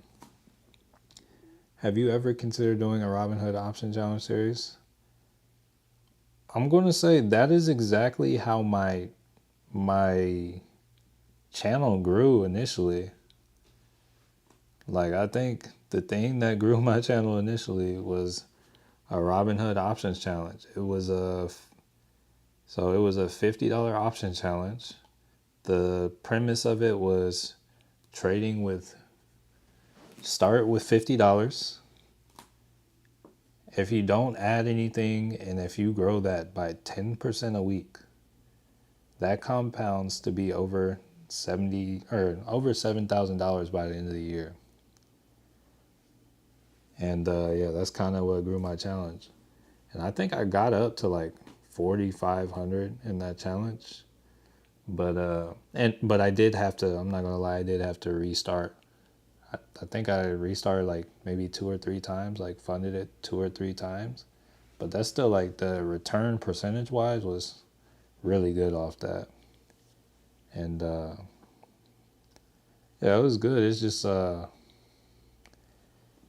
there were a lot of little things that kind of mess with me with that. So it's tough to do. I need to utilize more accounts. That's part of the reason I have multiple accounts. It's like may do something like that in the future, but once again. But one thing that's kind of thrown me for a wrench is like starting the stream. It's kind of thrown off me doing stuff like that again. All right, hold up.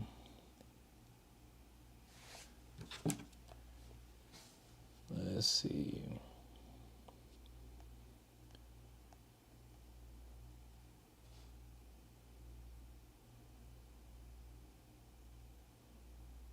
All right, so Brian said, I have shares of Oxy at 10 shares of Oxy at 56.50. Would you cut it now or wait it out? I tried to catch a. Here, let's see. I mean, first off, first question is going to be like, how bad do you need it? And like, what's your time horizon? It's like, I definitely see gas spiking again at some point. Yeah, because like actually right here, if you look at it on the 4 hour, this is a level of support. You got one bottom, two bottom, three bottom. So, we either potentially fall to the floor, or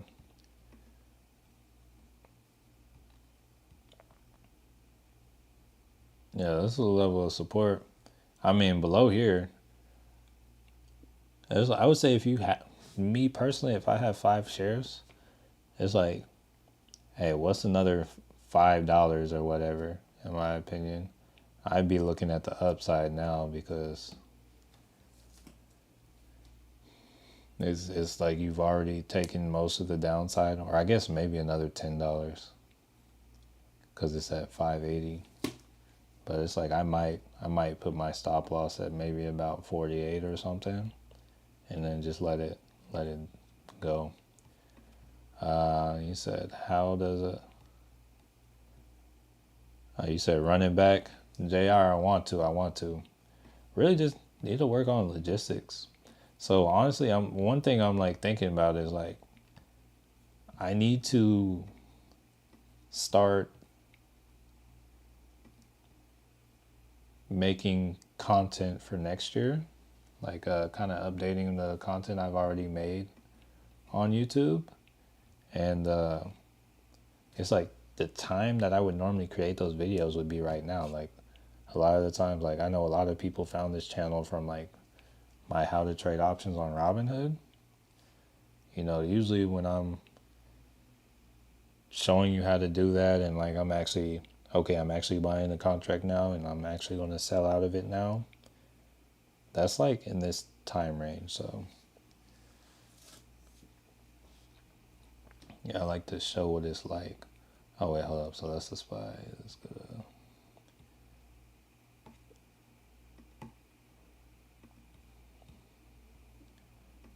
All right, so Nvidia looks, we'll have to see. Maybe they come filling. There's another gap down here to about 140. We'll see what Nvidia does.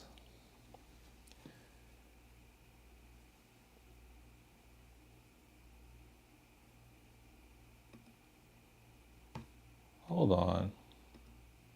What's going on? Okay. Oh, is trading your full-time job? You can kind of say that, but I would say no. That's not where all my income comes from. My income, I have, let's just say, a lot of different streams of income. So it comes from a lot of places on the internet, mostly. So trading is part of it, but as of right now, I couldn't just do it on trading alone. How's the SPY call sound right now? To me, not very good. There's not much occurring. So right now, if we look at the SPY, I have resistance up here at 583, support down here at 581, and as of right now, the range is getting tighter. So if I were to draw something on the SPY, it probably look like this, and just here, let's see. Maybe we could, maybe something like this. So if you were trying to maybe ride from here to here, or maybe if we catch it down here to there, possibly, but like right now it doesn't look like it goes. So maybe instead of what I just drew, maybe it looks something more like this. I don't know, but I would say right now doesn't look the best to me. I'm having problems with Robinhood. What other after you recommend? I'm assuming you mean what other broker. So I use Moomoo for trading. That's the other one I use for trading. I've also used Thinkorswim. Thinkorswim is it's okay to me. There are still some things like sometimes it'll show I have balances that it won't let me trade. So I would say there are more questions there for me sometimes, but I would say that's another one. I think their like contract fee is higher too. So I like Moomoo when it comes to elsewhere. And if you're looking for like a portfolio just to trade or just to like invest in, I like Interactive Brokers. He said Palantir's at support. Ooh. That could be a nice one. Let's see. Ooh, I like. Let's see. All right, let's check the RSI. Okay. Hey, it's at a buyable level. Let's check it on the 5.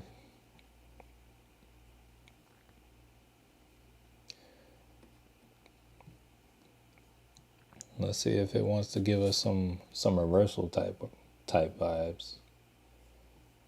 Hold on, actually, let's see. So they got earnings November 4th. Let's see. Oh wait, hold on. I got an alert about. Okay, Apple releases Apple Intelligence. Okay, so Apple has officially released Apple Intelligence on their iPhone. So know that. That could be it. How's Apple looking? Okay, it's trading at 233. Nothing crazy. All right, so this Palantir is kind of what's going on right now. Let's back to a 4-hour.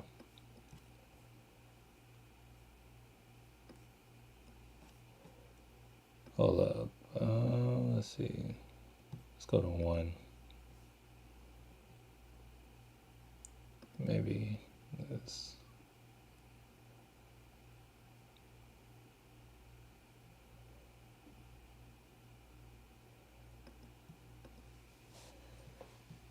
Oh.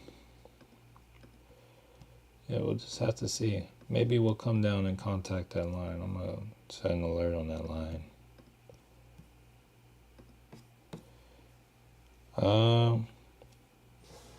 The Robinhood account currently is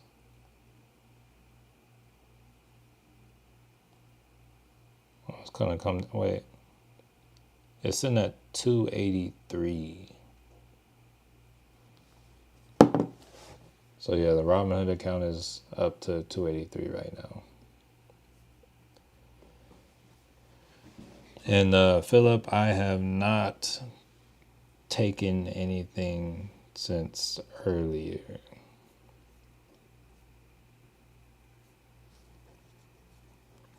Like I grabbed a Tesla call earlier, but it's not doing anything. It had made it look like it was gonna pop, but right now it's kind of just dead money.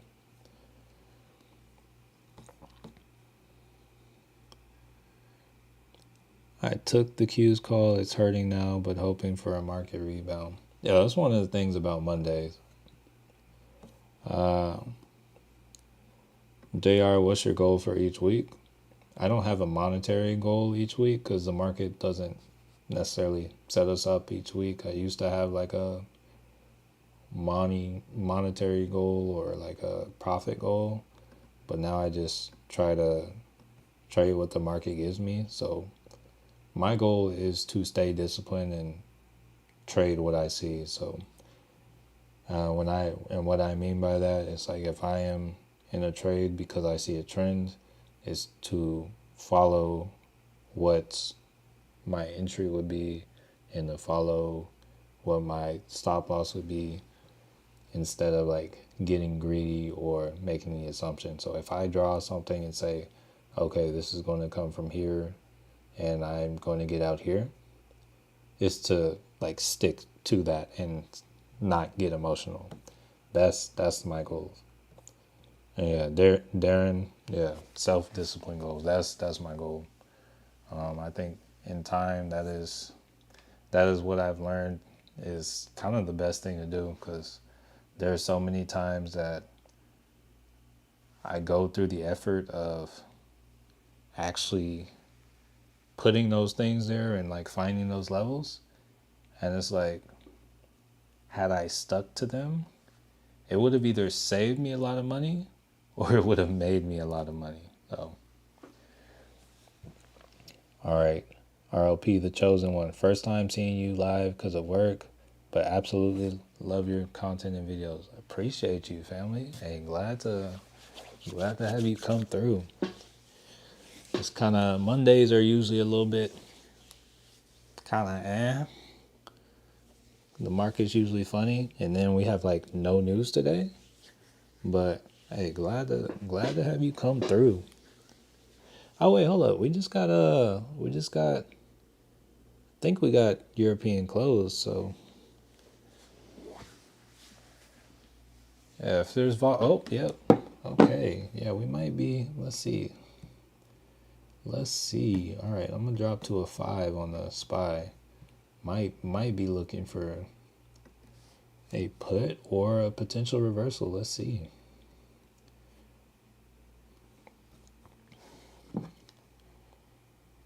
Jonathan, you said please. All right. Let's see what we have. All right, my Robinhood is tripping. It's not opening. It's like it's just showing me the leaf right now. Here, I'm gonna try to restart the app because Yo. Okay. Oh, there we go. There we go. Yeah, Robinhood was definitely tripping at first.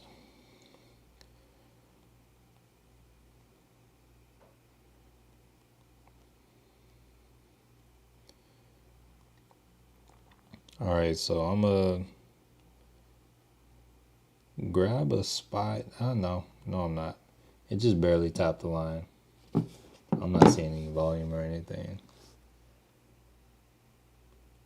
Maybe I'd like to see like a retest of this EMA first.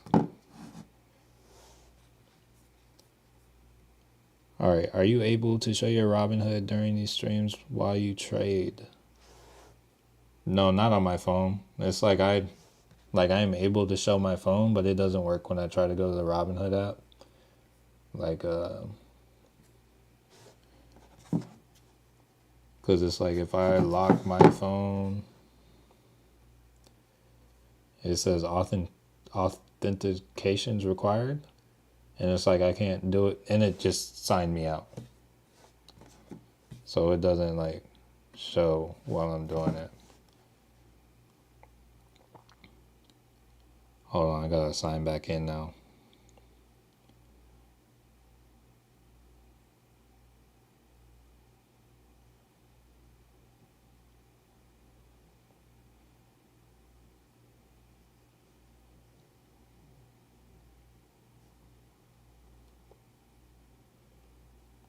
Give me a second. I gotta do the authentication code.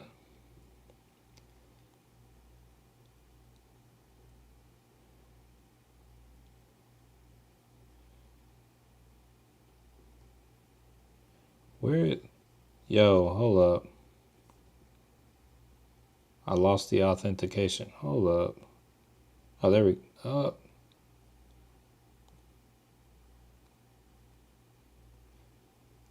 Hold on.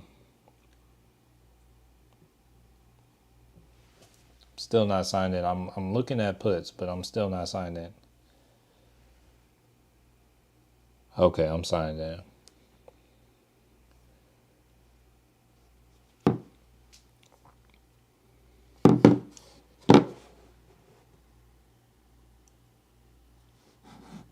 So I want to see a complete candle close. I want to either see a spike in volume or a complete candle close below this level. Like a candle that's completely below, like open and close. I'm going to start trying to draw a trend line on this real quick.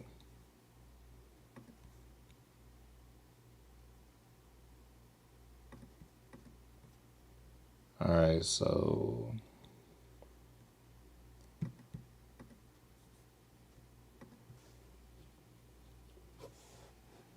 all right, let me see. Are you able to on the web? Yeah, I probably would be able to show it on the web. Yeah, I can probably do it on my computer. Like if we're looking here, let's see. Like I wouldn't want to just leave it up the whole time, but yeah, it's kind of down on the day. But yeah, you could let's see it. So yeah, we can pull it up from time to time.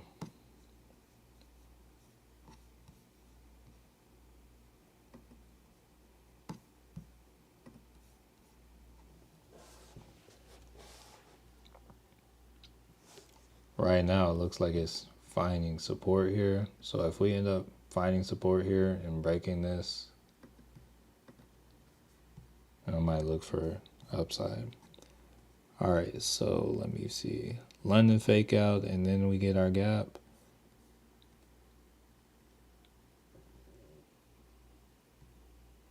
Possibly. We'll see. So, yeah, I'll look for a retest of this. Here, let's see if I can actually move this a little bit. Maybe we'll see if we get a retest of this EMA right here. See how we respond, and then if we end up buying up past that, then maybe I ride for upside, but Otherwise, if we reject there and come back down, then I'll look to grab a put. All right, so I'm about to stop doing Q's options. I would just avoid 0 DTEs. Just so that my Q's call, I will be quiet. So, that's going to be one thing. Is just patience is a really big thing about trading and waiting for the setup to come to you.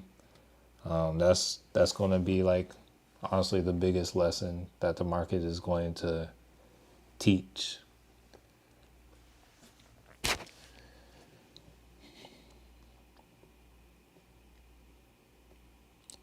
Fill up room, no need, just refer to a higher time frame and try to find the overall trend for the day.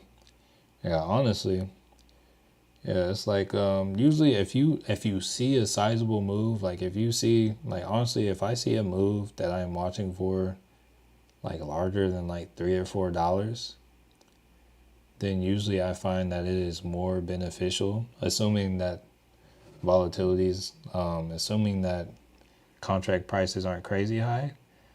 I see it as beneficial to go for something out of the money for the next day instead of trading a 0 DTE. I mean, my trading like this is usually out of the money anyway for me, but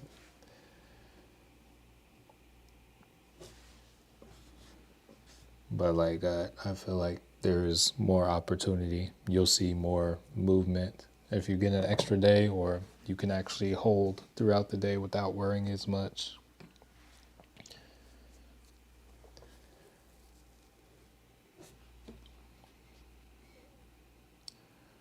All right, let's see. So it looks like we want to go down, but we're not really doing much right now.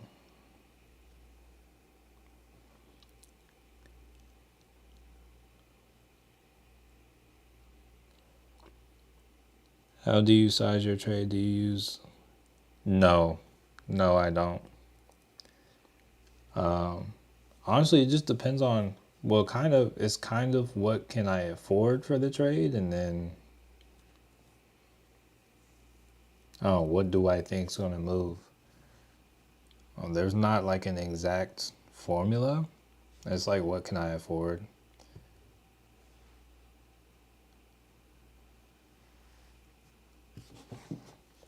All right, so we are getting a slight increase in volume, but this is on the 5-minute, and it's still very low for the day.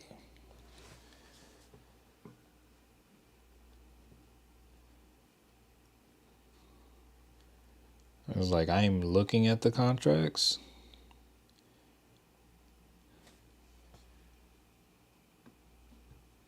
Let me look. Yeah, I'm currently looking at the 578 put. That's what I'm looking at, but I'm not pulling any triggers, but I'm looking at it.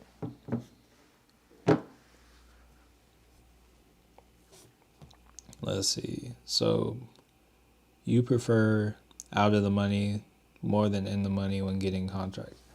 I would say honestly, just the way I trade, that's the way it is. Even when I like swing trade with more money on the 4-hour, yeah, I still go for out of the money. It's like a lot of the times I'm trying to ride them in the money, but yeah, that's what I go for. But buying stuff in the money or at the money can be beneficial to you as well. It really just depends. It's like everyone's different. Took a $5 profit from my Q put. I got too scared. Hey, I mean, yeah, the market's not doing anything. It looks like they're just trying to take our money today. Like I'm gonna close out of it. Let me look at the Tesla chart real quick. I need to close out of that Tesla trade because it's not going anywhere. I already have a call.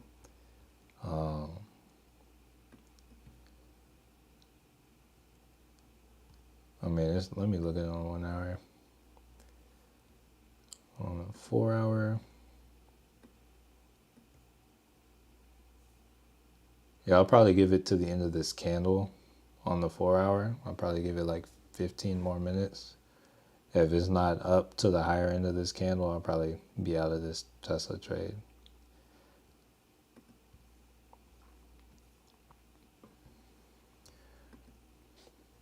All right, so I'm still looking at that same contract on the SPY, that 478. All right, so there's an increase right there. But one thing I will say is I would still expect some kind of like retracement to either this EMA or this trend line. So that would still be what I was looking for my entry. Because one thing, so this is me learning right here, just for the record, because I do try to play the break of the trend line, but I've noticed usually after the break of this, or not trend line, but of the level of support, it'll retest the trend. And it's like, I want to try to get in on that retest of the trend. That way I get confirmation that, hey, it's going to break, but I get in at a better price. So, all right, so yeah, I'm actually going to close out of that Tesla call I grabbed because it does not look like it's down 30. I'm not, yeah, I'm out on that. So yeah, I think I bought in for 92, sold out for 61 on that. So took an L on that one.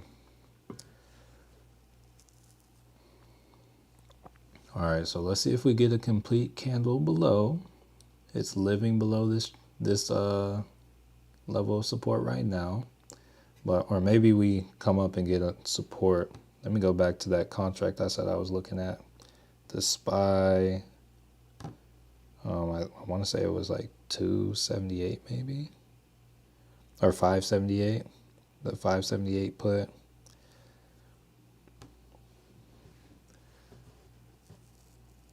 Yeah, it's like no volume either, so I don't love it.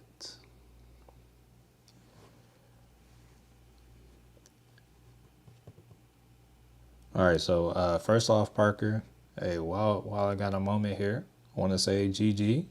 $5 profit is better than no dollars profit. Certainly better than being down $30. So hey, that's what's up. And then let's see what we got here. All right, during the QQQ SPY prices keep bouncing off the top of the gap. Yeah, we'll have to see. It looks like we're gonna break, but we're like gonna have a good break. Okay, so also like now that I'm looking on the 10, we're at the 200 EMA. What's the 15 look like? All right, yeah, let's see what happens here. All right, so good to know that that's there. Go back down to a 5.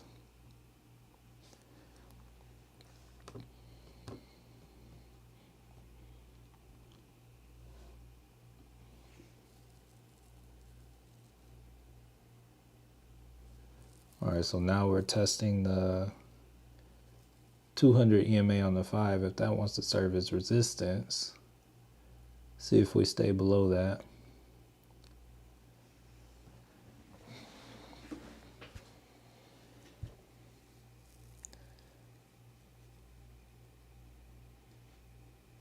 It's trying to come back up a little bit.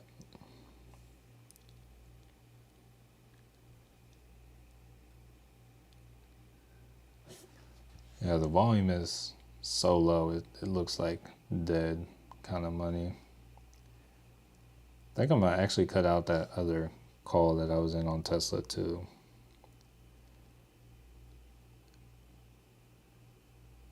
All right, so actually I'm gonna see if we push back up a little bit. I think I like this short on Tesla. Or not Tesla, on the SPY. Think. Actually, we still haven't got one that completely lives below. I'm not gonna rush it, but I'm gonna get out of Tesla for now. I think there will come a time when it's better to be in Tesla, but I'm completely out of both Tesla contracts. Sold out of that other one for 40. So now I'm just in Meta and Clean Spark. Currently down 17 on Meta, down 25 on Clean Spark.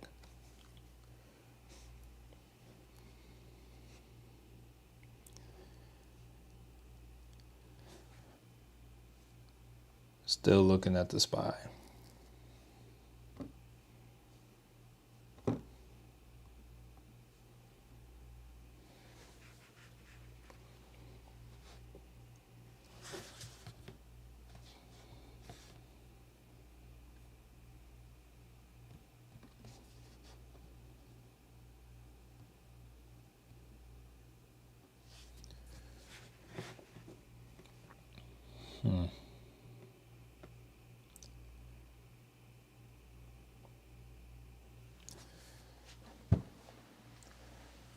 Let's see if we consolidate to this trend line.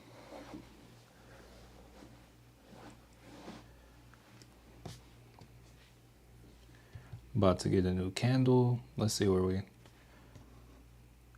Actually, I think I'm about to...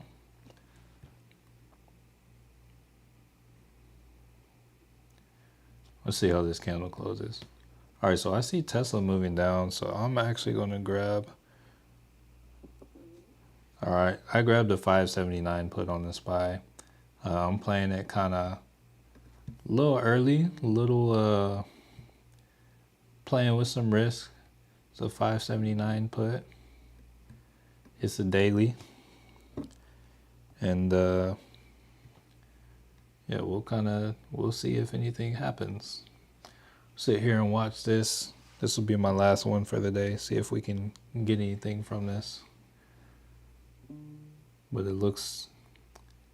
All right, so pretty much if we end up coming above 581, kind of 60, 581.65, I'm out of this trade. Crazy how right when I get in, it's like, yo, we're going up. All right. Clean Spark looked good this morning. Were you in a call or a put? Of course, I haven't watched. So I was in a call, swung it from last week, and it was like doing all right this morning. But then Bitcoin died a little bit, so we'll see. All right, so it's still looking like we could come down, so I'm still all right on this trade, but I'm gonna ride this. I'll let y'all see the conclusion of this trade before I go anywhere. All right, jumped into a 185 call on Google expiration next week.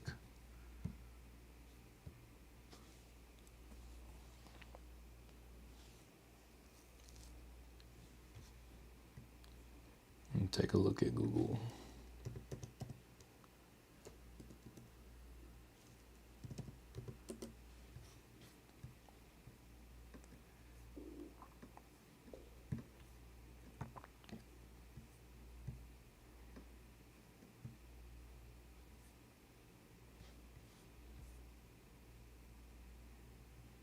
I mean, it could happen. All right, SPY looking all right, a little bit. I'm down $2 on it though, just for the record. Yeah, it could happen.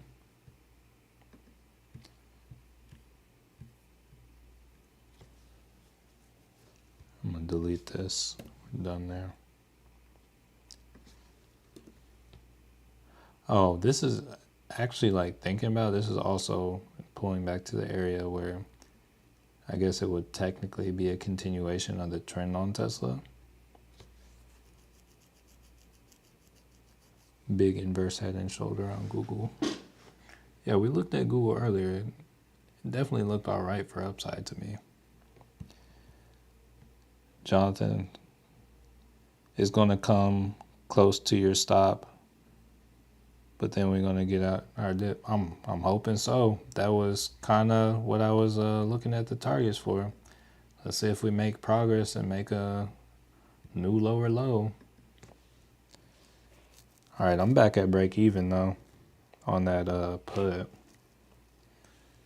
Tesla selling off a little bit.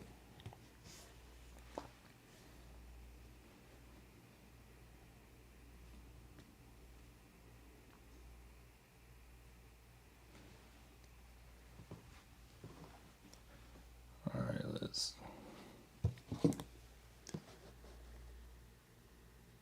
Yeah, we just gotta wait for the market to do its thing.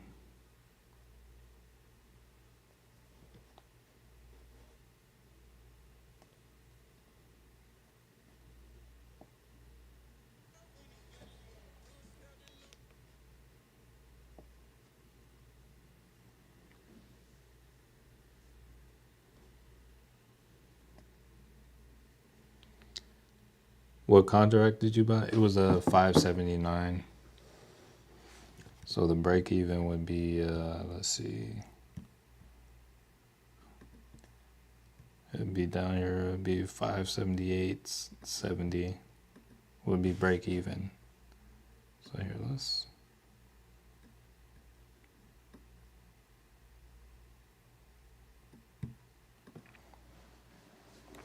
All right, we got a little slight move occurring. Let's see. All right, so up 6%, up $2, $4. I'm gonna drop down to a 2. I just want to win.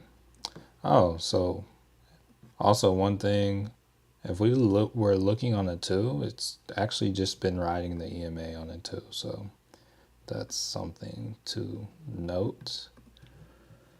Yeah, it's like it's been riding the 2 EMA or the 13 EMA on the 2-minute chart. So the contract expires today. Like I don't always like to play 0 DTEs, but like whenever I was like, okay, my time is kind of defined, I'll play them. Did I buy? No, I didn't buy a put on Tesla. I don't necessarily see Tesla like falling big. It's like it's possible they could fall, but it's like I don't think I don't want to go against it. I believe there's a lot more waiting to push it up than there is to push it down. So I'm not even going to deal with that right now. How did I avoid day trade restriction under 25K? So I'm using a cash account. So a cash account, you don't have to worry about day trading. It's just you're limited on the balance that you can trade. 496.22 is what QQQ has to break through. Then everybody drops. Hey, let's see it. It's right there. It's right there. Oh no, it's trying to bounce. We need it to go ahead and drop. Yeah, I guess we need to break 480 or 580.81, or actually this 580.70 level on the SPYs. Let's see. JR switched to a cash account. Robinhood, Webull, and Moomoo all offer cash accounts. I'm pretty sure I got a really quick video on how to switch to it too. Let me see if I can find it real quick. I'll drop it in the chat.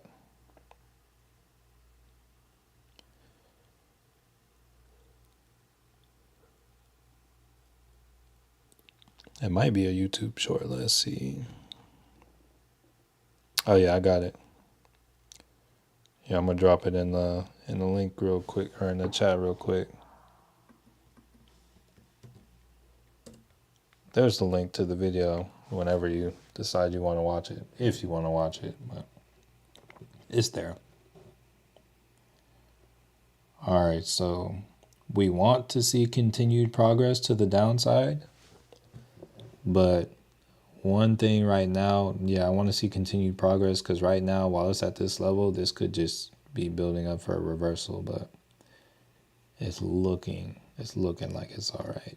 See it on a 5. It looks all right on a kind of all right on a 5. Kind of like the longer you're in a trade, the more safety you have.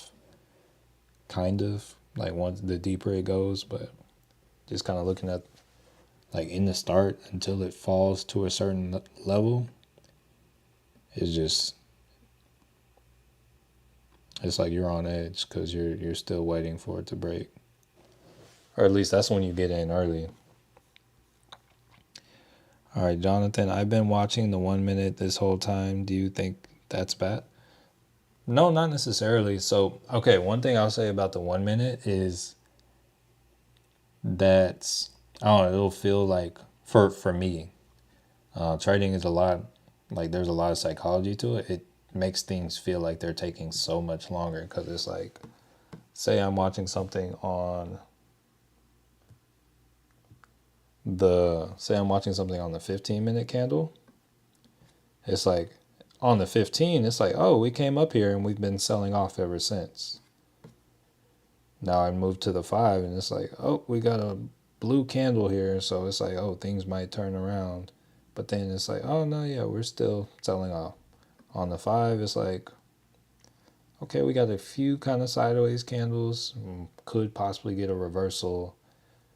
But it doesn't mean anything's happened yet.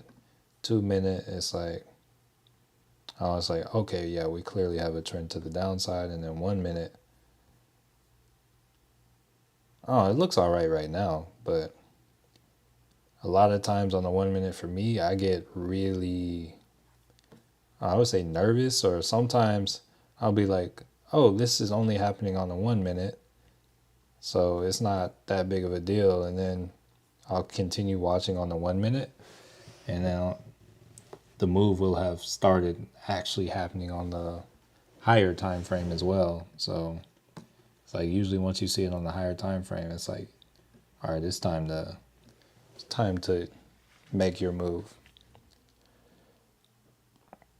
Oh, Jonathan, I got an ad. So I don't think it's necessarily bad. It just comes down to your psychology and how you think about it.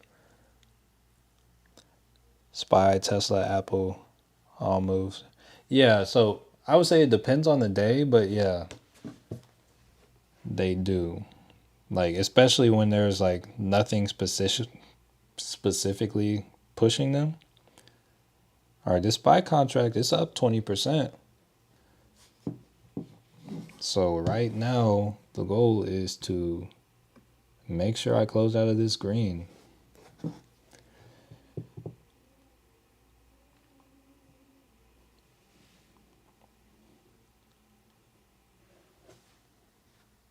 But like one thing that sucks that they do sometimes is they'll just rip it the opposite direction. So I'm really trying to watch and see what happens here. Let me see the 15-minute. Yeah, because we are sitting here at a 15-minute support. Okay, so we're making new lows. See how this ends up closing. Okay. Yeah, we're pushing a little bit. All right, so now we're up 36%. Okay, now it's 30.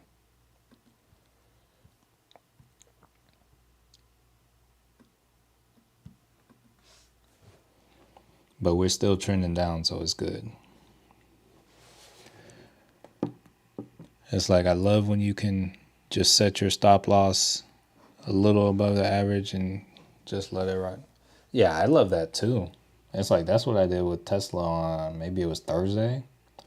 But I like to ride it so much myself first before I do that. It's like when it's like, oh, it can keep running and it's like I don't want to just sell out, but I don't want to miss out on profits. It's like, yo, let me set a stop loss. Cause it's like I'm kind of getting impatient riding this, but I do not want to miss out on easy money either. All right, so this is one of those moments on the 1 minute where it's like, yo, I see this and it's like, I don't know how I feel about it, but we're still trading below the 13 EMA, so.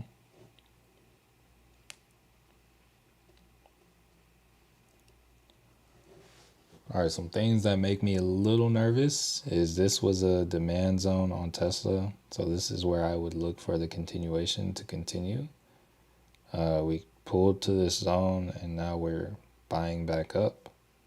That's also kind of lined up with us moving up here.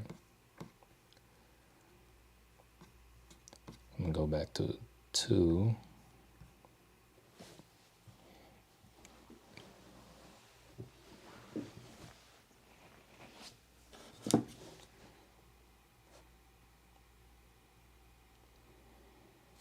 And now I'm at break even on my contract.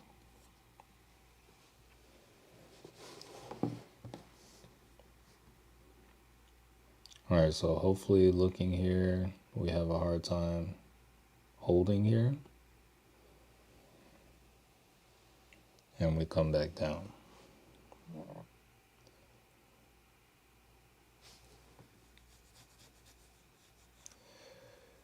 Darren said we're nibbling on the gap. Hey, I would like for us to feast on the gap. Yeah, I would love for us to just gap the gap. Like, I won't be mad if we come down. Where is the gap? Let's see. I think the gap's down to like 578. Let's see. Yeah, it's about 578. Let's see it on a 4-hour. So the gap on the 4-hour, the gap is, oh, here, let me move this up. Because on the 4-hour, that closes a lot sooner, so it doesn't need to go anywhere near as low. So yeah, I definitely don't need to ride to break even. All right, let me come back down to a 2. All right, let's see how we're doing on the 15. Still holding this level for now.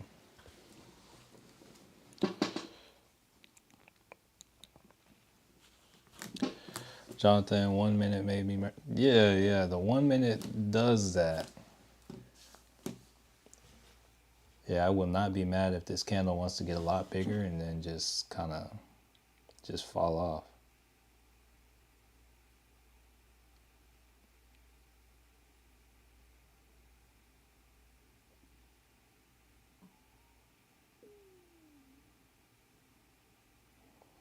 Okay, so we're selling off a little bit.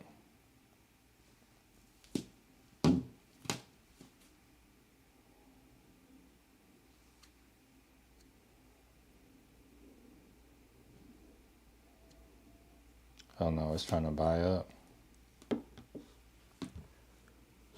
And go back to a 2 minute. Okay, we're still moving the way we should. Yeah, the market maker is just dragging this out the way they like to, burning the contracts. They know what they're doing.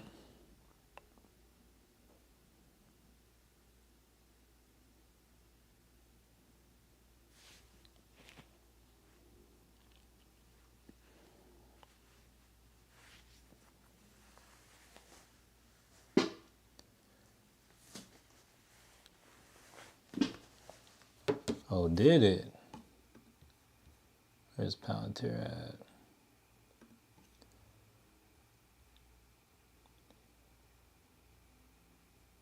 Well, dang.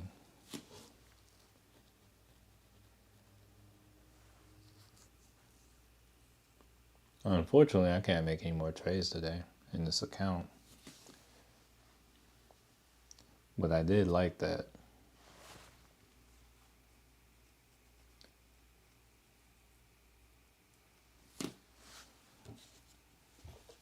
Michelle, thank you. I appreciate you. Glad to have you here a part of it.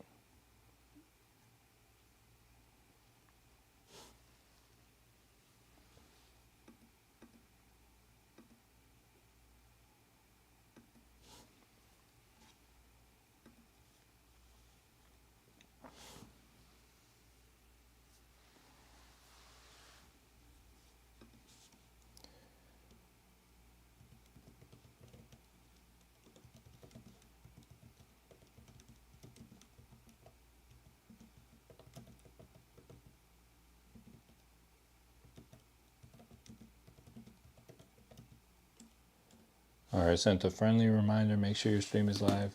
Okay, Tyler, question. When should someone exercise their options? So, ideally, if you're exercising options, oh, hold on.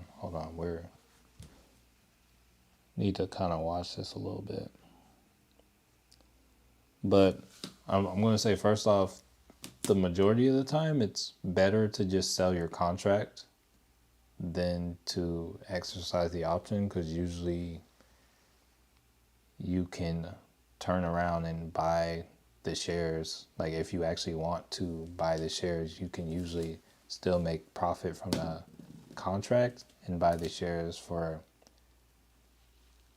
the same amount on the market. So most of the time when people actually do get exercise, there's like a dividend being paid out on a certain stock, and people want to get that dividend payment. So that's usually when people get exercise. But other than that, most of the time, you're usually better off just selling the stock and buying the shares on the market. Otherwise, the options contracts, they're usually, yeah, it's usually better to just buy the contract and sell the contract.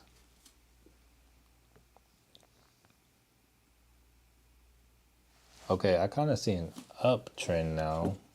Yeah, I'm not feeling too good about this. We're on a 5 minute. Oh wait, hold on, wrong side.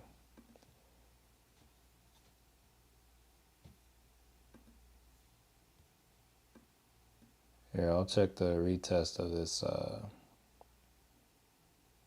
It's EMA.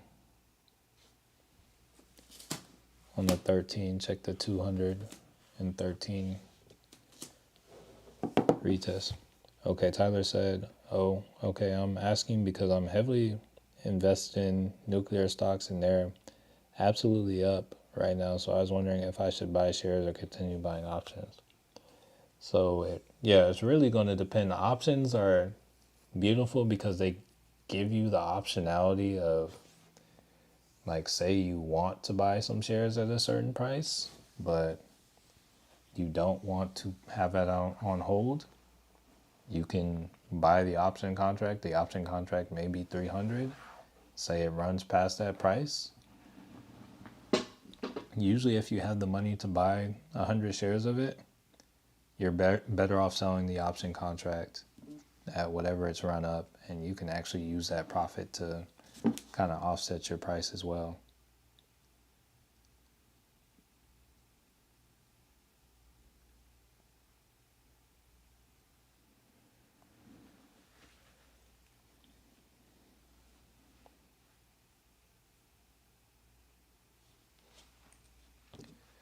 Matthew was right there on Hut at 14. Now it's at 7. Yeah, I try not to look after the fact, but all right. Let's see how this candle closes. We may be done. Here. Yeah, but yeah, I definitely try not to look at stuff once it's kind of out of my wheelhouse, because that's when the FOMO comes in. Plenty of money to be had elsewhere though. Clean Spark's trying to come back a little bit. Oh, that's cool.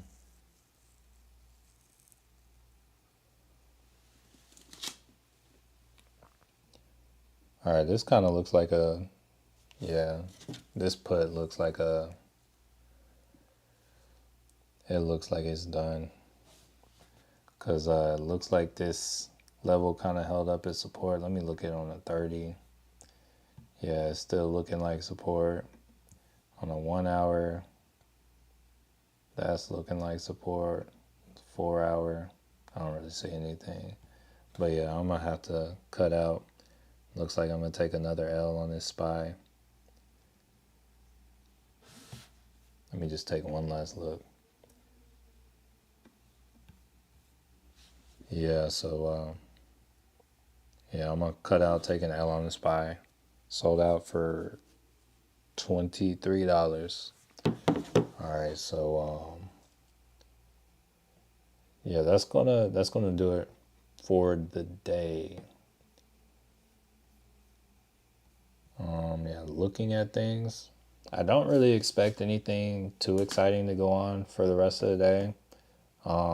If anyone is interested in trying to catch the gap fill and wants to try to catch it themselves, hey, maybe try to like look, draw some trend lines, and then maybe within the last I would say check back in maybe the last 2 hours of the day. So maybe about 2 p.m. Eastern Standard Time.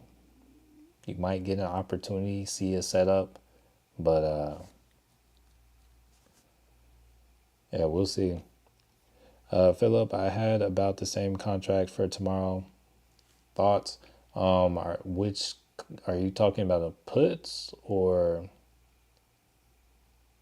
calls? In RLP, the real chosen one. So my thoughts. So thing about this is this can be closed, or this gap can be closed by one quick little wick.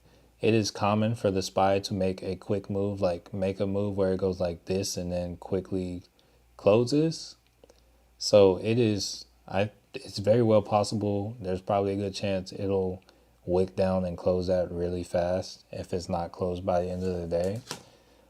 Just because we have earnings, there are a lot of things that are going to. There are a lot of companies announcing earnings is a big week, so we could get all sorts of price movement and whatnot. So I would say if you're looking for that, the SPY could remember this. You can trade SPY options contracts for 15 minutes after the market closes. So I would say if you have that, look and see what's happening then. All right. So let's see. All right. So that's what I would say about that. And then end of the day video later. Honestly, oh no, that's not going to happen today. I have stuff I have places I need to be today. I'm not even going to be able to do that. It's like sometimes it would be a maybe, but I'm going to say for sure not today. Ina Sanders, hey, hey, yeah, welcome to the stream. Unfortunately, the stream is about to end because I made my last trade and I'm about to take lunch. But hey, happy that you could drop through. Pleasure to make your acquaintance. All right, and yeah, that is going to do it for the day, family. It's been real. Oh wait, Hakeem said 108 votes on the poll. Salute to everyone that taps in, even if you can't stay the whole live. Yeah, huge salute to everyone that stays in. And shout out to Hakeem. Hey, shout out to Philip. Shout out to RLP, the real chosen one. Shout out to Ina, Tyler, Jonathan. Yeah. Yeah, shout out to Brian. Yeah, that's gonna do it for the day, family. Everyone have a blessed day. Hey, shout out to Parker too. Yeah. That was such an elegant way to put that streams in it. Yeah. All right. Yeah. That's gonna do it for the day, family.